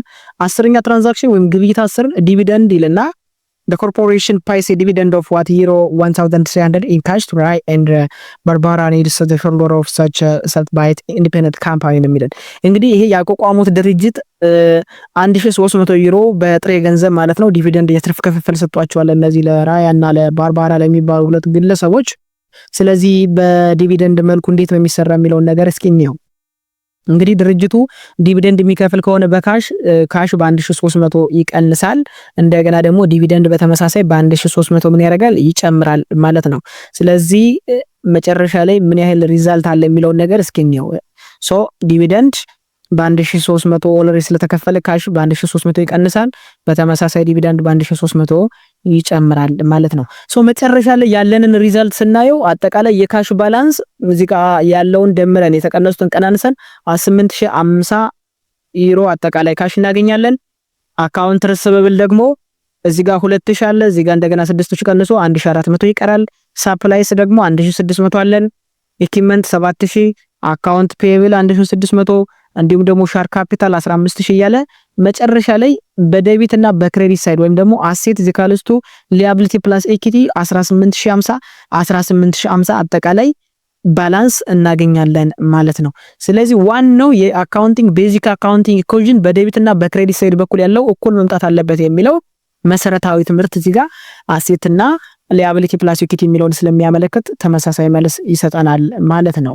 ስለዚህ መሰረታዊ የሚባለው ትራንዛክሽን ይሄን ነገር ካገኘን እስኪ ሳመሪ ኦፍ ትራንዛክሽን እያንዳንዱን ትራንዛክሽን እስኪ እንመልከታቸው። ሶ ምንድነው ትራንዛክሽን ማለት ግብይት ነው። ግብይት መግዛት መሸጥ ሊሆን ይችላል፣ አገልግሎት መስጠት ሊሆን ይችላል፣ መበደር ሊሆን ይችላል and others. So each transaction must be analyzed in terms of what is effect on the three components of what the basic accounting equations. እንግዲህ እያንዳንዱ ትራንዛክሽን አናላይዝድ መደረግ አለበት በእያንዳንዱ በሶስቶች መሰረታዊ የሚባሉ ፐርማነንት አካውንት ምንላቸው ናቸው። እነዚህ በእነዚህ ሶስት መሰረታዊ ቤዚክ አካውንቲንግ ኢኩዌሽን ላይ ያለውን ተጽዕኖ ምን ማድረግ አለብን? በደንብ አናላይዝ ማድረግ አለብን። ሁለተኛ ስፔሲፊክ ታይፕ ወይም ደግሞ ካይንድስ ኦፍ አይተምስ which each component ምንድነው አፌክት ያደረገው? ለምሳሌ አሴት ላይ በጣም ብዙ አካውንቶች ሰብ አካውንቶች አሉ። ካሽ፣ አካውንት ሪሲቨብል፣ ኢንቨንተሪ፣ ኢኩዊፕመንትስ፣ ላንድ፣ ፊክስድ አሴትስ ምንላቸው ማለት ነው። ሊያቢሊቲ ላይ አካውንት ፔብልስ ምንላው፣ ኦኬ ኖትስ ፔብልስ ምንላቸው፣ ዌጅስ ፔብልስ ምንላቸው አሉ። እንደገና ኢኩዊቲ ጋር ሼር ካፒታል ኦርዲናሪ ምንለው አለ፣ ዲቪደንድ ምንለው አለ፣ ሌሎችም ነገሮች አሉ። ሶ እነዚህ ምን ማድረግ አለብን? በደንብ አንደርስታንድ ማድረግ አለብን ማለት ነው። አንድ ይሄ ነው። ሁለተኛው the two sides of the equation must always be equal. ትራንዛክሽን ወይም ግብይት ከተለየ በኋላ ከተመዘገበ በኋላ በሁለቱ ሳይድ በኩል ያለው ያ ማለት በግራና በቀኝ አሴት ኢኳልስ ቱ ሊያቢሊቲ ፕላስ ካፒታል ወይም ደግሞ በዴቢት እና በክሬዲት ሳይድ ዴቢት ኤንድ ክሬዲት ማለት ምን ማለት ነው? ወደፊት እነግራችኋለሁ ቻፕተር 2 ጋር በደንብ ስለምመጣበት በሁለቱ በአሴት እና በሊያቢሊቲ ፕላስ ኢኩዊቲ ላይ ያለው ሪዛልት እኩል መምጣት አለበት። ስለዚህ the two sides of the equation must always be equal መምጣት አለባቸው። ይሄንን አንደርስታንድ ማድረግ አለብን ማለት ነው። ስለዚህ ሼር ካፒታል ኦርዲናሪ እና ሪተርን እርኒንግ ላይ ምንድነው የሚያሳዩት? ምንድነው ኢንዲኬት የሚያደርጉት ከተባለ ጀስት የሼር ሆልደር ክሌም ኦን አሴት ያላቸው ቫልዩ መጨመሩን መቀነሱን የምናይበት መንገድ ዋሪኮሊት ይሄ በዚህ ትራንዛክሽን ላይ ካየናቸውና ሳመራይዝ ማድረግ ከሚገበን መሰረታዊ ነገሮች ናቸው። ሶ መጨረሻ ላይ የምናገኘው እንግዲህ ሳመሪ የድርጅቱ ይሄንን ይመስላል። ይሄንን አንደርስታንድ ማድረግ እንችላለን። በመጀመሪያ ካሽ 15000 ኢንቨስት አደረገ፣ ካሽ በ15000 ጨመረ። እንዲሁም ደግሞ ኢኩዊቲ በተመሳሳይ በስንት ጨመረ? በሼር ካፒታል በ15000 ጨመረ። ከዛ ሁለተኛው ትራንዛክሽን ላይ ማለት ነው ድርጅቱ ኢኩዊፕመንት ገዛ በ7000 ኢኩዊፕመንት በ7000 ጨመረ። እንደገና ድርጅቱ በካሽ ከፍሎ ስለገዛ የድርጅቱ ካሽ በ7000 ቀነሰ። ሶስተኛው ትራንዛክሽን ላይ ድርጅቱ ሳፕላይ ገዛ በ1600 ማለት ነው። የገዛው ግን በዱቤ ስለሆነ የድርጅቱ አካውንት ፔብል ወይም ደግሞ ኦዳ በ1600 ጨመረ። አምስተኛው ትራንዛክሽን ላይ እንደምታስታውሱት ጀስት ድርጅቱ ምን አገኘ? ገቢ አገኘ። አራተኛው ላይ ማለት ነው ገቢ ያገኘ። ይሄ ገቢ ምንድነው? ሰርቪስ አገልግሎት ሰጥቶ ስለነበረ አጠቃላይ 1200 የሚጠጋ ጥሬ ገንዘብ ገቢ ያገኘ። ዘን ሪቨኑ የድርጅቱ ሪቨኑ በስንት ጨመረ? በ1200 ጨመረ። አምስተኛ ትራንዛክሽን ላይ እንደምታስታውሱት እንግዲህ ይሄ ድርጅት ምን አደረገ? በ250 ማለት ነው የተለያዩ አድቨርታይዝመንት ለማሰራት ፕሮሞሽን ለማሰራት ውል ገብቶ ነበር። ስለዚህ ነገር ግን ክፍያ ስላልከፈለ 250 አካውንት ፔብል ጨመረ። እንደገና ደግሞ የሚያወጣው ኤክስፐንስ ወደፊት ፖስት ፖንድ ስለተደረገ በ250 ኤክስፐንሱ ጨመረ። ስድስተኛው ትራንዛክሽን ላይ እንደምታስታውሱ ከተለያዩ ለምሳሌ አካውንት ረስበብል የዱቤ ሽያጭ በ2000 ብር ጨምሮ ነበር። እንደገና ደግሞ የ1500 የሰርቪስ አገልግሎት ሰጥቶ ነበር በጥሬ ገንዘብ። አጠቃላይ ሪቨኑ በ3500 ምን አድርጓል? የድርጅቱ ጨምሯል ማለት ነው። እንደገና በሰባተኛ ትራንዛክሽን ላይ ደግሞ የተለያዩ ክፍያዎችን ከፍለዋል።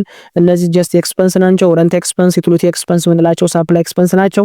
በ1700 ብር የድርጅቱ ስለተከፈለ ማለት ነው የድርጅቱ ካሽ በ1700 ይቀንስና እነዚህም ኤክስፐንሶች በተመሳሳይ በ1700 ይጨምራሉ። እንደገና ስምንተኛው ትራንዛክሽን ላይ እንደምታስታውሱት ያለበትን እዚህ ጋር አምስተኛው ትራንዛክሽን ላይ የገባውን ቃል ወይም ደግሞ ክፍያ እዚህ ጋር ፈጽሟል። ስለዚህ አካውንት ፔብል በ250 ይቀንስና የድርጅቱ ካሹ ስለተከፈለ በ250 በተመሳሳይ ይቀንሳል። ዘጠነኛ ትራንዛክሽን ላይ የዱቤ ሽያጭ ወይም ተሰብሳቢ ገንዘብ 600 ነበረው። አሁን ከ2000 ውስጥ 600ውን ምን አድርጓል? ሰብስቧል። 600 ካሽ ጨምረና ማን ይቀንሳል ማለት ነው?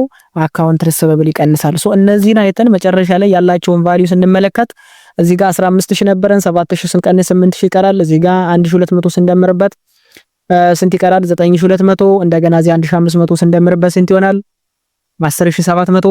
እዚህ ጋር 1700 ስንቀንስበት ስንት ይቀራል? 8000 ይቀረናል። እንደገና እዚህ ጋር 600 8600 እንደገና 250 ስንቀንሰው ይያል መጨረሻ ላይ ስንት ይሰጠናል ማለት ነው? 8050 ይሰጠናል። እንደገና እዚህ ጋር 2000 ነበረን 600 ስንቀንስ 1400 ይቀረናል። እዚህ ጋር ሳፕላይ 1600 አለን፣ ኢኩዊፕመንት 7000 አለን። ስለዚህ ይሄን ሙሉን ስንደምረው እዚህ ጋር ካገኘናቸው ሪዛልት ጋር ተመሳሳይ የሆነ ቫልዩ ይሰጠናል ማለት ነው። ስለዚህ ይሄ የቅድም ላይ ያየነው እያንዳንዱ ትራንዛክሽን ጠቅለል ሲደረግ በዚህ መንገድ ማየት እንችላለን ማለት ነው። ስለዚህ ትራንዛክሽን ግብይት ከለየን በኋላ በዚህ መንገድ ምን ማድረግ አለብን? መመዝገብ አለብን ማለት ነው። ይሄ ሰች ታቡላር ሰመሪ ኦፍ ዲስ ትራንዛክሽንስ ነው። እንግዲህ መጨረሻ ላይ ይሄንን የመሰለ 18050 18050። ስለዚህ በሁለቱም ሳይድ በኩል ያለው ሪዛልት ምን መሆን አለበት ማለት ነው? እኩል መሆን አለበት። ያለውም ከዚህ አንግል በመነሳት ነው ማለት ነው። ሌላው እስኪ ስለ ፋይናንሻል ስቴትመንት እናውራና የዚህን ቻፕተር እንጨርስ። ፋይናንሻል ትራንዛክሽን ፋይናንሻል ስቴትመንት ማለት ምን ማለት ነው የሚለውን ነገር እስኪ እንየው። እንግዲህ ፋይናንሻል ስቴትመንት ማለት የድርጅቱ አጠቃላይ የፋይናንሻል ሪፖርት ማለት ነው፣ ወይም ደግሞ የሂሳብ ግኝት ምንላቸው ናቸው። ሶ at the end of the year accounting is a process of what identifying, recording, classifying, summarizing and interpreting and communicating such financial reports or financial statements to interest results ብለናል። አካውንቲንግ ማለት የአንድን ድርጅት ግብይት መለየት፣ ከግብይቱን ከለየ በኋላ መመዝገብ፣ ከመዘገበ በኋላ ምን ማድረግ? ክላሲፋይ ማድረግ፣ ሳመራይዝ ማድረግ፣ እንደገና ደግሞ ኢንተርፕሬት አድርጎ ለሚመለከተው አካል ይሄንን ፋይናንሻል ስቴትመንት ፕሮቫይድ የማድረግ ሂደት ነው። እንግዲህ ፋይናንሻል ስቴትመንት ምን ነው? የአካውንቲንግ የመጨረሻ አውትፑት ነው። So the final output of accounting what we call it financial statement or financial report እንለዋለን። የአካውንቲንግ የመጨረሻ የሚባለው ግቡ ፋይናንሻል ስቴትመንት ነው፣ ፋይናንሻል ሪፖርት ነው። ስለዚህ ድርጅቶች ብዙ አይነት ፋይናንሻል ስቴትመንቶች ሊያዘጋጁ ይችላሉ። በጣም የሚታወቁት 4 መሰረታዊ ፋይናንሻል ስቴትመንት ነው። ነገር ግን 5ኛም ፋይናንሻል ስቴትመንትም አለ። So company may prepare 5 financial statements from the summarized accounting data. አካውንቲንግ ዳታውን ሳመራይዝ ካደረገው በኋላ 5 የተለያዩ ፋይናንሻል ስቴትመንቶች ወይም የሂሳብ ግኝቶችን ሊያዘጋጁ ይችላሉ ማለት ነው። So financial statements or financial reports ስንል are statements or reports of the company that reflect the collection, tabulations and final summarizations of the accounting data. የተለያዩ አካውንቲንግ ኢኮኖሚካል ኢቨንት ወይም አካውንቲንግ ዳታዎችን ምን የማድረግ ሪፍሌክት የሚያደርጉልን ናቸው። እነዚህ ኮሌክሽን የተለያዩ እዛ የተመዘገቡትን ፋይናል ሳመራይዜሽን የምናሳይበት ነው ማለት ነው። እንግዲህ ድርጅቶች ከሚያዘጋጇቸው መሰረታዊ ከሚባሉ ፋይናንሻል ስቴትመንቶች መካከል የመጀመሪያው ኢንካም ስቴትመንት ነው። ሶ ኢንካም ስቴትመንት ፕሬዘንት ሰች ሪቨኑ ኤንድ ኤክስፔንስ ኦፍ ዋት ካምፓኒ ሪዛልቲንግ ኔት ኢንካም ኦር ኔት ሎስ ፎር ኤ ስፔሲፊክ ፔሪድ ኦፍ ታይም። እንግዲህ ኢንካም ስቴትመንት ማለት የገቢና የወጪ የሂሳብ ግኝት ማለት ነው፣ የገቢና የወጪ። ስለዚህ ኢንካም ስቴትመንት is a type of financial statement which summarize the revenue and expense of what the company for a specific period of time በሆነ ጊዜ ውስጥ at the end of the month ሊሆን ይችላል፣ at the end of the year ሊሆን ይችላል። በአንድ ወር ውስጥ የተገኙ ገቢዎችና የወጡ ወጪዎችን ምን በማድረግ በመቀናነስ አንድ ድርጅት ያገኘውን ትርፍና ወይ ደግሞ ከከሰረ ያጋጠመውን ኪሳራ የሚገልጥበት የፋይናንሻል ስቴትመንት ታይፕ ምን ይባላል? ኢንካም ስቴትመንት ወይም ደግሞ ገቢና ወጪ እንላለን። ሁለተኛው ሪተርን ኤርኒንግ ስቴትመንት ነው። ሪተርን ኤርኒንግ ስቴትመንት ሳምራይዝ ዘ ቼንጅ ኢን ሪተርን ኤርኒንግ ፎር ስፔሲፊክ ፔሪድ ኦፍ ታይም የአንድ ድርጅት አጠቃላይ አንጡራ ሀብት ወይም ደግሞ ካፒታል መጨመሩና መቀነሱን የምናሳየው ሪተርን ኤርኒንግ ስቴትመንት በመስራት ነው። ሶ ሪተርን ኤርኒንግ ስቴትመንት ኢዝ ኢኳልስ ቱ ዋት ኢት ሜይ ቢ ቢጊኒንግ ሪተርን ኤርኒንግ ፕላስ ኔት ኢንካም ማይነስ ዲቪደንድ አድርገን የምንሰራው ነው። ድርጅቱ ትርፍ ያተርፋል። ካተረፈው ትርፍ ላይ ለባለ አክሲዮኖች የትርፍ ክፍል ይሰጣል፣ ዲቪደንድ ይከፍላል። የነዚህ የሁለቶች ተቀናንሶ የሚገኝና የሚቀር ድርጅት ላይ የሚቀመጥ ምን ይባላል? ሪተርን ኤርኒንግ ይባላል ማለት ነው። ሶስተኛው ስቴትመንት ኦፍ ፋይናንሻል ፖዚሽን ወይም ደግሞ ባላንስ ሺት እየተባለ ብዙ ጊዜ ይጠራል። እንግዲህ ይሄ ሪፖርት የሚያደርግልን ሪፖርትስ አር አክቹዋሊ ዘ ፐርማነንት አካውንትስ ኦፍ ዘ ካምፓኒ ላይክ አሴትስ ላያቢሊቲስ ኤንድ ዋት ኢኩዊቲ ኦፍ ኤ ካምፓኒ አት ኤ ስፔሲፊክ ዴት ኖት ፎር ኤ ስፔሲፊክ ፔሪድ ኦፍ ታይም። በስፔሲፊክ ፔሪድ ኦፍ ታይም እና አት ስፔሲፊክ ዴት በጣም ልዩነት አላቸው። ስለዚህ ስቴትመንትስ ኦፍ ፋይናንሻል ፖዚሽን የምንለው ወይም ደግሞ ባላንስ ሺት የምንለው የአንድን ድርጅት ትክክለኛ የፋይናንስ ቁመና ያለውን አጠቃላይ ሀብት ዕዳና አንጡራ ሀብት በአንድ ቀን የሚያሳይ የአንድ ድርጅት የፋይናንሻል ስቴትመንት ምን ይባላል? ስቴትመንትስ ኦፍ ፋይናንሻል ፖዚሽን። ለምሳሌ ዛሬ ኢማጂን ዛሬ ጥቅምት 2 ቢሆን ጥቅምት 2 2017 ኦር 18 እያለ በቀኑ ለምሳሌ የዛሬውን ቀን እንየውና ጥቅምት 2 2018 ኤቢሲ የሚባል ካምፓኒ አጠቃላይ ያለው አሴት ይሄ ነው፣ አጠቃላይ ያለው ሊያቢሊቲ ይሄ ነው፣ አጠቃላይ ያለው አንጡራ ሀብት ይሄ ነው ብሎ ሪፖርት የምናደርግበት በዚህ መንገድ ሂሳባችንን የምናስቀምጥበት የምንገልጽበት የሂሳብ መግለጫ ምን ይባላል? ስቴትመንትስ ኦፍ ፋይናንሻል ፖዚሽን የሀብትና ዕዳ መግለጫ ይባላል ብዙ ጊዜ በአማርኛ።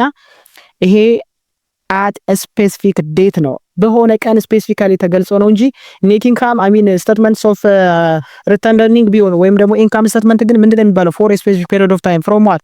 ለምሳሌ የመስከረም ወር ከመስከረም 1 እስከ መስከረም 30፣ የጥቅምት ከሆነ እንደዛ ነው የሚሰራው፣ በአመት ከሆነም እንደዛ። ይሄ እንግዲህ ስቴትመንትስ ኦፍ ፋይናንሻል ፖዚሽን እንለዋለን። ሌላው ስቴትመንትስ ኦፍ ካሽ ፍሎው ኢት ኢዝ ዘ ታይፕ ኦፍ ፋይናንሻል ስቴትመንት ኦፍ ዘ ካምፓኒ ዊች ሳማራይዝ ዘ ኢንፍሎ ኤንድ አውትፍሎ ኦፍ ካሽ። በአንድ ድርጅት ውስጥ የተገኙ ገቢዎችና የወጡ ወጪዎችን ካሽ ኢንፍሎ ኤንድ አውትፍሎ ሲያደርግ ካሽ ኢንፍሎ እና ካሽ አውትፍሎውን ፎር ስፔሲፊክ ፔሪድ ኦፍ ታይም አናሊሲስ ሰርተን የምናስቀምጥበት የምንሰራበት የፋይናንሻል ስቴትመንት የአካውንቲንግ ሪፖርት ታይፕ ምን ይባላል? ስቴትመንትስ ኦፍ ካሽ ፍሎውስ ይባላል ማለት ነው። ሶ ዲስ ስቴትመንትስ ፕሮቫይድ ሰች ሪሌቫንት ፋይናንሻል ዳታ ፎር ኢንተርናል አስ ዌል አስ ኤክስተርናል ዩዘርስ። ምክንያቱም የአንድን ድርጅት የጥንካሬና ድክመት የሚለካው አንዱም በሚያገኘው ገቢ በሚያወጣው ወጪ ነው። ከፍተኛ የሆነ ኢንፍሎ ኦፍ ካሽ ካለ ከፍተኛ የሆነ ገቢ አለ ማለት ነው። ከፍተኛ የሆነ አውትፍሎ ኦፍ ካሽ ካለ ከፍተኛ የሆነ ወጪ አለ ማለት ነው። ሰው ይሄንን ሪፖርት የምናደርግበት የምናሳይበት የፋይናንሻል ስቴትመንት ታይፕ ምን ይባላል? ስቴትመንትስ ኦፍ ካሽ ፍሎውስ እንለዋለን። ሌላውና አምስተኛው ጀስት ኮምፕሬሲቭ እየተባለ ብዙ ጊዜ ይጠራል። ኮምፕሬሲቭ ኢንካም ስቴትመንትስ ነው የምንላቸው። አዘር ኮምፕሬሲቭ ኢንካምስ የምንላቸውን በኢንካም ስቴትመንት ላይ ያልተጠቃለሉ ነገሮች ካሉ እዚህ ጋር አመጣን የምናስቀምጠው ዋሪኮሊት ምን ይባላል? ኮምፕሬሲቭ ኢንካም ስቴትመንትስ እንላቸዋለን። ነገር ግን እነዚህ አራት መሰረታዊ ፋይናንሻል ስቴትመንቶች እጅግ በጣም አስፈላጊ የሚባሉ እያንዳንዳችን ልናቃቸው የሚገቡ ለድርጅት ላለንም ለተማሪዎችም ለሁሉም ሰው ለቢዝነስማን ሰው የማወቅ ከሚገቡን መሰረታዊ ነገሮች እነዚህን አራት ፋይናንሻል ስቴትመንቶችን ፋይናንሻል ሪፖርቶችን ማየት አለብን። እያንዳንዱ ቢዝነስ ኦርጋናይዜሽን እንግዲህ ከቻለ እነዚህን ማዘጋጀት ይችላል ማለት ነው። እስኪ ለምሳሌ የዛን ድርጅት ቅድም የሰራነውን እንየው። ለምሳሌ ገቢ ከ4700 አለው፣ ኤክስፐንስ ደግሞ እነዚህን ወጪዎች አወጣል። ስለዚህ ሪቨኑ ማይነስ ኤክስፐንስ ኔት ኢንካም ይሰጣል። ስለዚህ በአንድ ድርጅት ውስጥ ሁሌም ቢሆን ቀድሞ መዘጋጀት ያለበት በየትኛውም መንገድ ቀድሞ መዘጋጀት ያለበት ኢንካም ስቴትመንት ነው። ኢንካም ስቴትመንት ሳይዘጋጅ ስቴትመንትስ ኦፍ ሪተርን ኤርኒንግ አይዘጋጅም። ስቴትመንትስ ኦፍ ሪተርን ኤርኒንግ ሳይዘጋጅ ስቴትመንትስ ኦፍ ፋይናንሻል ፖዚሽን አይዘጋጅም። ስቴትመንትስ ኦፍ ፖዚሽን ሳይዘጋጅ ስለ ኢንፍሎ ኤንድ አውትፍሎ ኦፍ ካሽ ማውራት የለብንም። ስለዚህ የመጀመሪያው ስቴፓችን ምንድነው? ኢንካም ስቴትመንት ማዘጋጀት ነው። ለምሳሌ ቅድም እየሰራነው ትራንዛክሽን በሙሉ እያንዳንዱ ፎር ዘ መንዝ ኢንድድ ይላል መስከረም 30 2017። ለምሳሌ ከመስከረም 1 እስከ መስከረም 30 አጠቃላይ ድርጅቱ ያገኘው ገቢ 4700 ነው። ስለዚህ ሪቨኑ ሲቀነስ ወይም ደግሞ ለስ ማለት ነው። እዚህ ጋር ሲቀነስ ማድረግ ትችላላችሁ። ኤክስፐንስ በጣም ብዙ አለ። ሪቨኑ የምን ሰርቪስ ሪቨኑ ከአገልግሎት የተገኘ ገቢ ስለሆነ ሰርቪስ ሪቨኑ ይባላል። ከሽያጭ የተገኘ ገቢ ከሆነ ምን ይባላል? ሴል ሪቨኑ ይባላል። ስለዚህ ኤክስፐንስ ሳላሪ ኤንድ ዌጅ ኤክስፐንስ ለሳላሪ የተከፈለ 900 አለ፣ ለክራይ የተከፈለ 600 አለ፣ ለአድቨርታይዚንግ የተከፈለ 250 አለ፣ ዩቲሊቲ ኤክስፐንስ 200 አለ። አጠቃላይ ስንት አለ? 1900 50 ስለዚህ ኔት ኢንካማችን ስንት ይሆናል ማለት ነው? ሁለቱን ስንቀናንሰው 2750። ስለዚህ ቢችን ኔት ኢንካም ይዘን የት እንመጣለን? እዚህ ጋር ስቴትመንትስ ኦፍ ሪተርን ኤርኒንግ ለመስራት ሁለተኛ ስቴፓችን ስቴትመንትስ ኦፍ ሪተርን ኤርኒንግ መስራት ነው። ኦኬ ስለዚህ ሪተርን ኤርኒንግ ቢጊኒንግ አለን የለንም? ዜሮ ነው። ኦኬ ኦልሬዲ ድርጅቱ ትርፍ አትርፎ ለወደፊቱ ጠቀመዋለሁ ብሎ ያስቀምጠው ሪተርን ያደረገው ስለሌለን ካፒታል ዜሮ ብለን እንወስዳለን። ኔት ኢንካማችን 2700 ከዚህ እናመጣለን። ዲቪደንድ እንደምታሳውሱት ይሄ ድርጅት ስንት ከፍሏል? 1300 የትርፍ ክፍፍል ለባለ አክሲዮኖቹ ስለከፈለ ሪተርን ኤርኒንግ የሚቀረን ተጠቀማጭ ገንዘብ መስከረም 30 2017 1450 ይሆናል። ሶ እቺን ሪተርን ኤርኒንግ ከሰረን በኋላ ወዴት እንሄዳለን ማለት ነው? ወደ ስቴትመንትስ ኦፍ ፋይናንሻል ፖዚሽን አሊያም ደግሞ ወደ ሀብትና ዕዳ መግለጫ እንሄዳለን። ስለዚህ ይሄኛውን 1450 ወደዚህ ዘን እንመጣለን። ስቴትመንትስ ኦፍ ፋይናንሻል ፖዚሽን ቅድም ፎር ዘ መንዝ ኢንድድ እያል ነበር እንደምታውቁት እዚህ ጋር የምናየው ሉክ እዚህ ጋር የምናየው ፎር ዘ መንዝ እንደም ስቴትመንትስ ኦፍ ፋይናንሻል ፖዚሽን ወይ ባላንስ ሺት ስንሰራ ግን አት ስፔሲፊክ ዴት ነው የምንሰራው። ስለዚህ ሴፕቴምበር 30 2017 የዚህ ድርጅት ማለት ነው የሶፍት ባይትስ ኢንዲፔንደንት ካምፓኒ ስቴትመንትስ ኦፍ ፋይናንሻል ፖዚሽን አጠቃላይ ሀብት አሴት ለምሳሌ ኢኩዊፕመንት ሰፕላይ አካውንት ሪሲቨብል ካሽ ይሄን ያህል አለው 8050 አጠቃላይ ቶታል አሴቱ ስንት ይሆናል ማለት ነው 18050። ኦኬ ይሄንን ማየት አለብን፣ በደንብ መረዳት አለብን ማለት ነው። ኢኩዊቲ ኤንድ ላያቢሊቲ በተመሳሳይ ሼር ካፒታል ኦርዲናሪ የመጀመሪያ 15000 ነበረን። ሪተርን ኤርኒንግ አሁን የተገኘ 11450 አለን። ሊያቢሊቲ ደግሞ ወደ ያለብን 1600 ስንደምረው ስንት ይመጣል? 18050። ስለዚህ ዴቢት ኤንድ ክሬዲት ወይም ደግሞ ሁለቱም ሳይድ በግራና በቀኝ ያለው አሴት ዚኳልስቱ ሊያቢሊቲ ፕላስ ኢኩዊቲ የሚለው 18050 ብለን በዚህ መንገድ ፋይናንሻል ስቴትመንት አዘጋጅተን ለሚመለከተው አካል ምን ማድረግ እንችላለን ማለት ነው? ፕሮቫይድ ማድረግ እንችላለን ማለት ነው። ሌላው ስቴትመንትስ ኦፍ ካሽ ፍሎው ነው። ስቴትመንትስ ኦፍ ካሽ ፍሎው እንግዲህ ከካሽ ኢንፍሎ ኤንድ አውት ፍሎው ሊያደርግ ይችላል። ሶ ኢን ኦርደር ቱ ፕሪፔር ሰች ስቴትመንትስ ኦፍ ካሽ ፍሎው ስቴትመንትስ ኦፍ ፋይናንሻል ፖዚሽን ኤንድ ኢንካም ስቴትመንትስ አር ማንዳቶሪ። ስቴትመንትስ ኦፍ ካሽ ፍሎው ለማዘጋጀት ስቴትመንትስ ኦፍ ፋይናንሻል ፖዚሽን በጣም አስፈላጊ ነው። ኢንካም ስቴትመንትም በተመሳሳይ ምንድነው አስፈላጊ ነው። ለምሳሌ ስለዚህ ድርጅት ስቴትመንትስ ኦፍ ካሽ ፍሎው ፎር ዘ መንዝ ኢንዲድ ሰፕቴምበር 30 2017 ለማወቅ ድርጅቱ ገንዘብ ከየት ነው ያገኘው የሚለውን ነገር ማየት ያስፈልገናል። ስለዚህ ስቴትመንትስ ኦፍ ካሽ ፍሎ ከሶስት መንገድ ሊገኝ ይችላል። አንደኛ ካሽ ፍሎ ፍሮም ኦፕሬቲንግ አክቲቪቲ፣ ካሽ ፍሎ ፍሮም ኢንቨስቲንግ አክቲቪቲ፣ ካሽ ፍሎ ፍሮም ዋት ፋይናንሲንግ። አንድ ድርጅት እንግዲህ የተለያዩ ፕሮዳክቶችን ሽጦ የተለያዩ አገልግሎቶችን ሰጥቶ ምን ሊያደርግ ይችላል? ገቢ ሊሰበስብ ይችላል። ይሄ ምን ይባላል? ካሽ ፍሎ ፍሮም ዋት ኦፕሬቲንግ አክቲቪቲ እንለዋለን። ሁለተኛው አንድ ቢዝነስ ኦርጋናይዜሽን ካሽ ፍሎ ከየት ሊያገኝ ይችላል? ከኢንቨስቲንግ ኦኬ ካሽ ፍሎው ፍሮም ዋት ኢንቨስቲንግ አክቲቪቲስ ሊያገኝ ይችላል። ያ ማለት ምን ማለት ነው? ፐርቼዝ ኦፍ ኢኩዊፕመንት ለምሳሌ ቢያደርግ ኢንቨስት ባደረገ ቁጥር ካሽ ምን ያደርጋል? አውት ፍሎ ያደርጋል። ስለዚህ ካሽን ሊቀንስም ሊጨምር የሚችለው አንዱ ምንድነው? ኢንቨስትመንት ነው ማለት ነው። ሶስተኛው ካሽ ፍሎ ፍሮም ዋት ፋይናንሲንግ አክቲቪቲ። ካሽ ፍሎ ስንል ኢንፍሎም አውት ፍሎም ሊሆን ስለሚችል ነው። ስለዚህ ካሽ ፍሎ ፍሮም ኦፕሬቲንግ ጀስት በሚሰራው ስራ ሊያወጣም ገቢ ሊያገኝም ይችላል። በተመሳሳይም ደግሞ ከኢንቨስቲንግ አንከል ኢንቨስት ስናደርግ ካሽ አውት ፍሎ ሁሌ እናደርጋለን። ከሶስተኛው ካሽ ፍሎ ፍሮም ፋይናንሲንግ ደግሞ ምን በማድረግ ሴል ኦርዲናሪ ሼር በመሸጥ ፋይናንስ በመፈላለግ ማለት ነው። ኦኬ ካሽ ዲቪደንድ በመክፈል ሂደት ውስጥ ካሽ ኢንፍሎ ኤንድ አውት ፍሎ ይመጣል። ፋይናንሲንግ ምንለው እሱን ነው። ስለዚህ ከነዚህ ከሶስት መንገዶች ካሽ ፍሎ ሊኖር ይችላል። ስለዚህ መጨረሻ ላይ የነዚህ የሶስቶች ድምር ምን ይሰጠናል ማለት ነው? የካሽን የመጨረሻ ባላንስ 8050 ይሰጠናል። ለምሳሌ ካሽ ፍሎ ፍሮም ኦፕሬቲንግ አክቲቪቲ ካሽ ሪሲት ፍሮም ሪቨኑ ከገቢ የተገኘ 3300 አለን። ካሽ ፓይመንት ፎር ኤክስፐንስ ለኤክስፐንስ የተከፈለ ካሽ አውት ፍሎ አለ። ኢንፍሎ ኤንድ አውት ፍሎ ማይነስ እናደርግ ኔት ካሽ እናገኛለን። የተጣራ ያለን አጠቃላይ ጥሬ ገንዘብ 1350 እናገኛለን። ከኢንቨስቲንግ ላይ ቅድም እንደምታስታውሱት ኢኩዊፕመንት የድርጅት ገዝቷል። ስለዚህ ካሽ ፍሎ ፍሮም ፋይናንሲንግ አክቲቪቲ ምን ያህል አለን? ፐርቼዝ ኦፍ ኢኩዊፕመንት 7000 አለን። እንደገና ከፋይናንሲንግ ሴል ኦፍ ኦርዲናሪ ሼር ላይ ሽጧል፣ 15000 ገቢ አግኝቷል፣ ዲቪደንድ ከፍሏል፣ ካሽ ይቀንሳል። ስለዚህ መጨረሻ ላይ 13700 አለ። እነዚህን ስቀናነሳቸው 8050 ይመጣሉ ማለት ነው። ይሄ ምን ይባላል? ስቴትመንትስ ኦፍ ካሽ ፍሎውስ እንለዋለን ማለት ነው። ሶ ኢንካም ስቴትመንት ስንል just it report the profitability of what the company operation ኦቨር ኤ ስፔሲፊክ ፔሪድ ኦፍ ታይም እንግዲህ በሆነ ወቅት ውስጥ አንድ ድርጅት የሚያገኘውን አጠቃላይ ፕሮፊታቢሊቲ ሪፖርት የምናደርግበት ነው። ሊስት ሪቨኑ ፈርስት ኤንድ ፎሎውድ ባይ ኤክስፐንስ። መጀመሪያ ሪቨኑን ምን እናደርጋለን? ሪቨኑን መጀመሪያ እናስቀምጣለን። ከዛ ኤክስፐንስ ይቀጥላል። ኔት ኢንካም ወይም ኔት ሎዝን ያን ድርጅት ያሳያል። ማለት ድርጅቱ ሊከስርም ሊያተርፍም ስለሚችል ኔት ኢንካም ኦር ኔት ሎዝን ሳማራይዝ ሊያደርግልን ይችላል። ዳዝንት ኢንክሉድ ሰች ኢንቨስትመንት ኤንድ ዲቪደንድ ትራንዛክሽን ቢትዊን ዘ ሼርሆልደር ኤንድ ዘ ቢዝነስ። በቢዝነሱ እና በሼርሆልደሮች ያለውን እያንዳንዱን ትራንዛክሽን ላይክ የዲቪደንድ ክፍያ እና ኢንቨስትመንት በኢንካም ስቴትመንት አናጠቃልልም። ምክንያቱም ይሄ ራሱን የቻለ የሚቀመጥበት ቦታ ስላለ ዋሪከሉት ምን ይባላል? ሪተርን ኤርኒንግ ስቴትመንት ስንለዋለን። ሶ ሪተርን ኤርኒንግ ስቴትመንት ወይም ደግሞ ይሄ የኦነርስ ኢኩዊቲ ምንላቸው ላይ መሰረታዊ ኢፌክት የሚያሳድሩ ስቴትመንትስ ኦፍ ኦነርስ ኢኩዊቲ ምንለው ነው በድሮ ማለት ነው። ሶ ሪፖርት ዘ ቼንጅ ኢን ሪተርን ኤርኒንግ ፎር ኤ ስፔሲፊክ ፔሪድ ኦፍ ታይም የአንድን ድርጅት መሰረታዊ የሚባል አንጡር ሀብት ሊቀንሱ ሊጨምሩ የሚችሉ ኢፌክት ሊያሳድሩ የሚችሉ ትራንዛክሽኖች የሚመዘገቡበት ሪፖርት የሚደረግበት ቦታ ነው። ሶ the time period is the same as that covered by the income statement ነው። ኢንካም ስቴትመንት ላይ ከበር ያደረገውን በሙሉ እዚህ ጋር እንጠቀመዋለን። ወር ከሆነ ወሩን እንወስዳለን፣ አመት ከሆነ አመት፣ ሩብ አመት ከሆነ ሩብ አመቱን እንወስዳለን ማለት ነው። so information provided indicate that the reason why return earnings increased or decreased during the period ለምንድነው return earning በየወሩ መጨረሻ ወይም በዛ specific period of time የሚጨምረው የሚቀንሰው የሚለውን ነገር ለሚመለከተው አካል ለዩዘርስ ኦፍ አካውንቲንግ ኢንፎርሜሽን ለመስጠት ማለት ነው። ይሄንን መረጃ ፕሮቫይድ ልናደርገው እንችላለን። ሶስተኛው እንግዲህ ቅድም እንደነገርኳችሁ ስቴትመንትስ ኦፍ ፋይናንሻል ፖዚሽን ወይም ደግሞ ምን የሚባለው ነው? ባላንስ ሺት የምንለው ነው። እንግዲህ ይሄ ባላንስ ሺት ሶስተኛውና መሰረታዊ የአንድ ድርጅት ፋይናንሻል ሪፖርት ነው። ሶ ይሄ ስቴትመንትስ ኦፍ ፋይናንሻል ፖዚሽን ወይም ደግሞ ትክክለኛ የፋይናንስ ቁመናን የሚያሳይልን የሀብት ዕዳ መግለጫ የምንለው ሪፖርት what that asset and liability as well as equity what a company at a specific date በአንድ ወቅት ውስጥ የአንድን ድርጅት ትክክለኛ ያላቸውን ሀብት ዕዳና አንጡር ሀብት የምናሳይበት የምንገልጽበት ሪፖርት ምንድነው የምናደርግበት የስቴትመንት ታይፕ ነው። ጀስት ሊስት አሴትስ አት ቶፕ መጀመሪያ አሴትን ምን እናደርጋለን? እናስቀምጣለን። ከዛ ሊያቢሊቲ እና ኢኩዊቲን እናስቀጥላለን።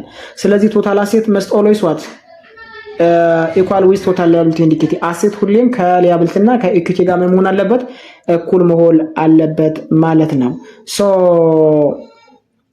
statements of financial position can be considered as a snapshot of the company financial condition at a specific moment in time. Okay, just usually the month ended or end በወሩ መጨረሻ ወይም በአመቱ መጨረሻ ላይ የአንድን ድርጅት ትክክለኛ የፋይናንስ ኮንዲሽን የፋይናንስ ቁመና የፋይናንስ ሁኔታ የሚያሳይልን በጣም just like snapshots የምንለው ነው። እንደዚህ አይነት ነገሮችን የምናሳይበት statements of financial positions እንለዋለን ወይም ባላንስ ሺት ይባላል። የድርጅቱን አጠቃላይ ያለውን ሀብት ዕዳና አንጡር ሀብት የሚገለጽበት የሪፖርት አይነት ነው። statements of cash flow የምንለው የመጨረሻው ማለት ነው። ኢንፍሎ ኤንድ አውትፍሎ ኦፍ ካሽን ምን የምናደርግበት ነው? ሳማራይዝ የምናደርግበት ነው። ላይክ ኢንፎርሜሽን ኦን ዘ ካሽ ሪሲትስ ኤንድ ፔመንት ፎር ኤ ስፔሲፊክ ፔሪድ ኦፍ ታይም የሚገኘውን የሚወጣውን የሚከፈለውን የምናስቀምጥበት ነው። ሶ ለምሳሌ ዌር ዲድ ካሽ ካም ፍሮም? ካሽ ከየት ነው የሚመጣው? ፍሮም ኢንቨስቲንግ አክቲቪቲ፣ ፍሮም ኦፕሬቲንግ አክቲቪቲ፣ ፍሮም ዋት ፋይናንሲንግ አክቲቪቲ ነው ወይስ አይደለም? ዋት ዋዝ ካሽ ዩዝድ ፎር? ያለንን ካሽ ለምንድን ዓላማ ነው የምንጠቀምበት? ኦኬ ስለዚህ ምን ይሄ ካለ ምን አለ there is cash outflow አለ ማለት ነው። what was the change in the cash balance? cash balance እንዴት ነው change የሚያደርገው የሚለው ነገርም በዚህ መንገድ statements of cash flow ምን ያደርጋል በደንብ ይመልሳል ማለት ነው። ስለዚህ ኢንቨስቲንግ አክቲቪቲ ላይክ ስንል ስለ ኢንቨስትመንት made by the company የሚያወራ ነው። ኢንቨስትመንት made by the owners የሚገልጽ አይደለም። ስለዚህ ስለ ኢንቨስቲንግ አክቲቪቲ ስናወራ just investment by the company not investment by owners ኦነሩ ስላደረገው ሳይሆን ድርጅቱ ወይም ካምፓኒው ኢንቨስት ስላደረገው ነገር ነው ኢንቨስትመንት ባይ ኢንቨስቲንግ አክቲቪቲስ እያለ የምንጠራው ማለት ነው። ምክንያቱም ኢንቨስትመንት ባይ ኦነርስ አት ዘ ቢጊኒንግ ኦፍ ዘ ይር ላይ የሚደረግ ካሽን እና ሼር ካፒታል ኦርዲናሪን ስለሚጨምር ኢንቨስት ካሽ ኢንፍሎው ካሽ አውትፍሎው ካሽ ኢንፍሎው ፍሮም ኢንቨስቲንግ አክቲቪቲ ስንል ጀስት ድርጅቱ ያለውን ጥሬ ገንዘብ ወደ ተለያዩ ፊክስድ አሴቶች ወይም ደግሞ ወደ ሌላ ፊክስድ አሴት ሲቀይረው ዋሪክሉት ምን ይባላል? ኢንቨስቲንግ አክቲቪቲ ስንለዋለን ማለት ነው። ይሄ በሙሉ ምን ይባላል? ስቴትመንትስ ኦፍ ካሽ ፍሎውስ ይባላል። ኤኒዌይስ ፋንዳሜንታል አካውንቲንግ 1 አጠቃላይ ፓርት 1 እና ፓርት 2 ባለፈው ፓርት 1 አይተናል። ዛሬ ፓርት 2 አይተናል። ይሄንን ይመስላል። ቀጣይ ቻፕተሮችን ደግሞ በደንብ የምንመለከት ይሆናል። የገና ነው ቱቶሪያል ቤተሰብ እስካሁን ያልሆናችሁ ካላችሁ በእርግጠኝነት ከዚህ ቪዲዮ በኋላ ሰብስክራይብ የሚለውን በተን በመጫን ቤተሰብ እንደምትሆኑ አልጠራጠርም። ይህን ቪዲዮ ለብዙ ተማሪዎች እንዲደርስ ሼር፣ ኮመንት፣ ላይክ በማድረግ አጋርነቶን ይግለጹ። በሚቀጥለው ቪዲዮ በቻፕተር 2 እንገናኛለን። እጅግ ኢንተረስቲንግ ቶፒክ ነው። እስከዛ ድረስ እያነበባችሁ ቆዩ። ይህንን ቪዲዮ ሼር አድርጉልኝ። ባይ ባይ።